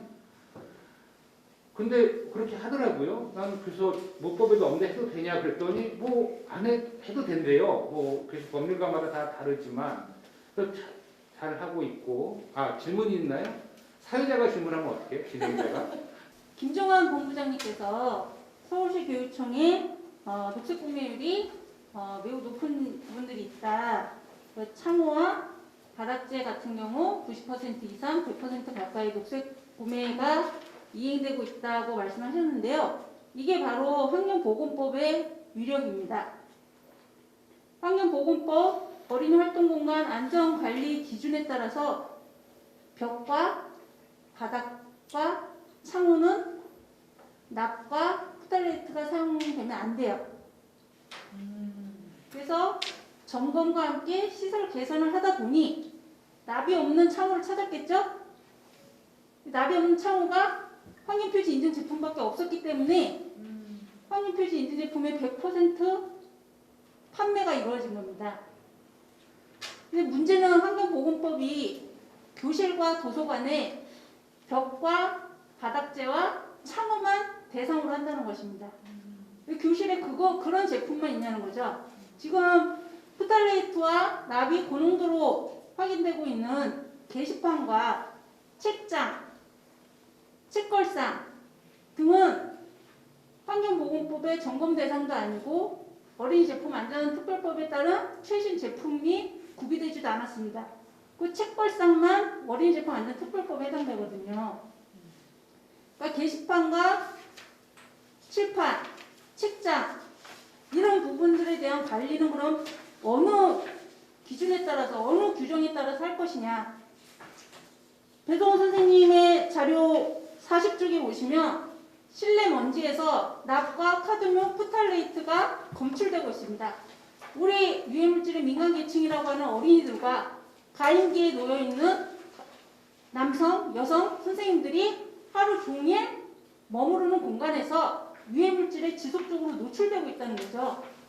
이게 굉장히 시급한 문제인데 이것이 지금 환경보건법, 어린이제품안전특별법, 학교보건법으로 전혀 관리되지 않는다는 거예요. 실내공기질법에서도 휘발성 유기화합물 쪽이지 이런 중금속과 포탈레이트계 가수제와 같은 환경호르몬 물질에 대해서는 전혀 관리 규정이 없습니다.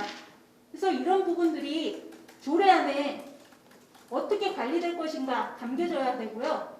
그리고 김희태 상무님 말씀하셨다시피 지금 초등학교와 유치원만 각급 학교는 아니잖아요. 그럼 중학교와 고등학교의 우리 학생들과 교사, 선생님들의 건강권을 어떻게 확보할 것인가.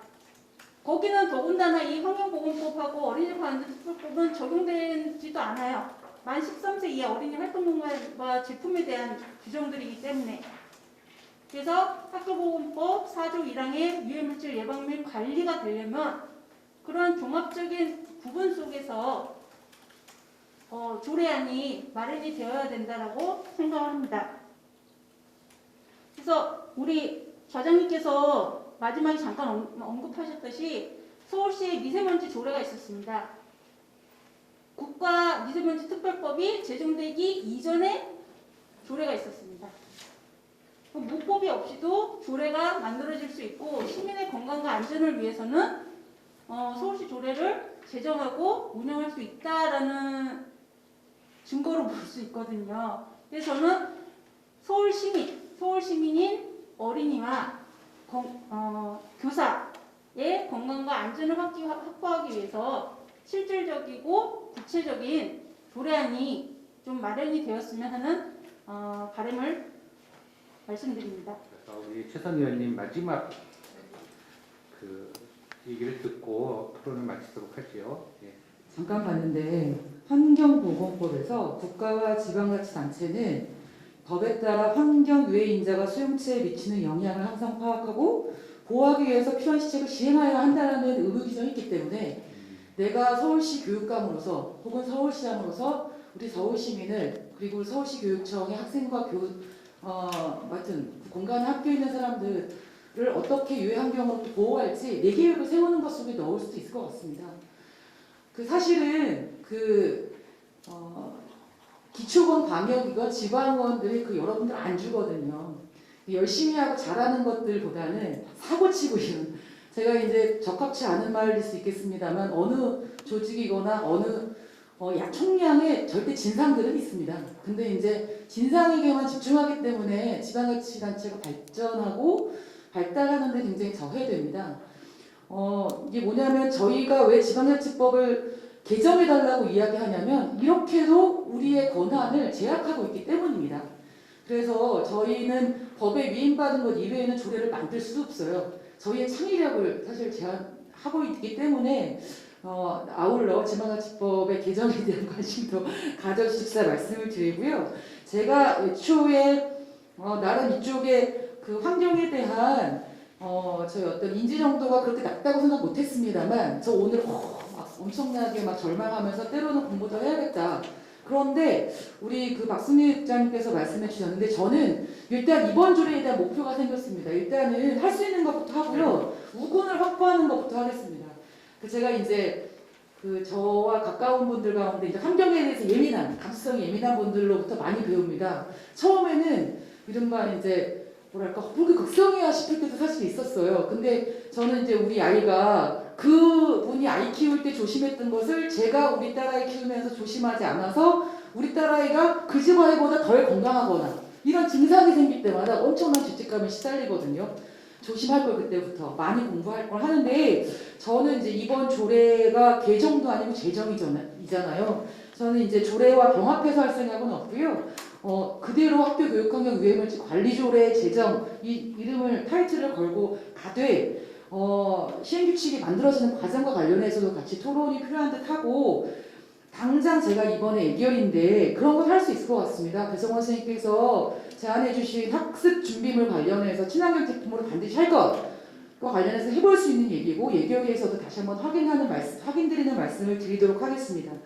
그리고 이제 여러 가지 사업들과 가운데 저희가 있잖아요. 여러분들 되게 훌륭한 대한민국이 마을을 만들 때 가장 먼저 만든 게 뭐게요? 학교예요. 대단한 민족입니다. 학교 만들고 시장 만든 건데 처음 산업화될 때부터 학교 건물이 지어지고 나서 주택들은 재개발도 하고 재건축도 하는데 학교는 그걸 못하고 있습니다. 그리고 예산 없다고 하고 있는데 참 여러 가지 커다란 과제부터 작은 과제, 지우개 하나부터 바꿔주는 것까지도 저희 과제인데 작은 것부터 이번 당장 21년 사업화 시켜서 할 수 있는 것부터 챙겨서 우군들을 많이 만들어가는 사업으로 의원으로서 하도록 하겠습니다. 고맙습니다. 환경 관련 운동을 하고 있는 저로서 이런 조례 지정을 조례까지 왔구나 하는 반가운 마음이 있습니다. 2시간 넘게 진행됐는데 우리 유튜브로 시청하시는 분 정말 복 받으신 분들입니다. 지금까지 안 나가시고 감사드리고 이상으로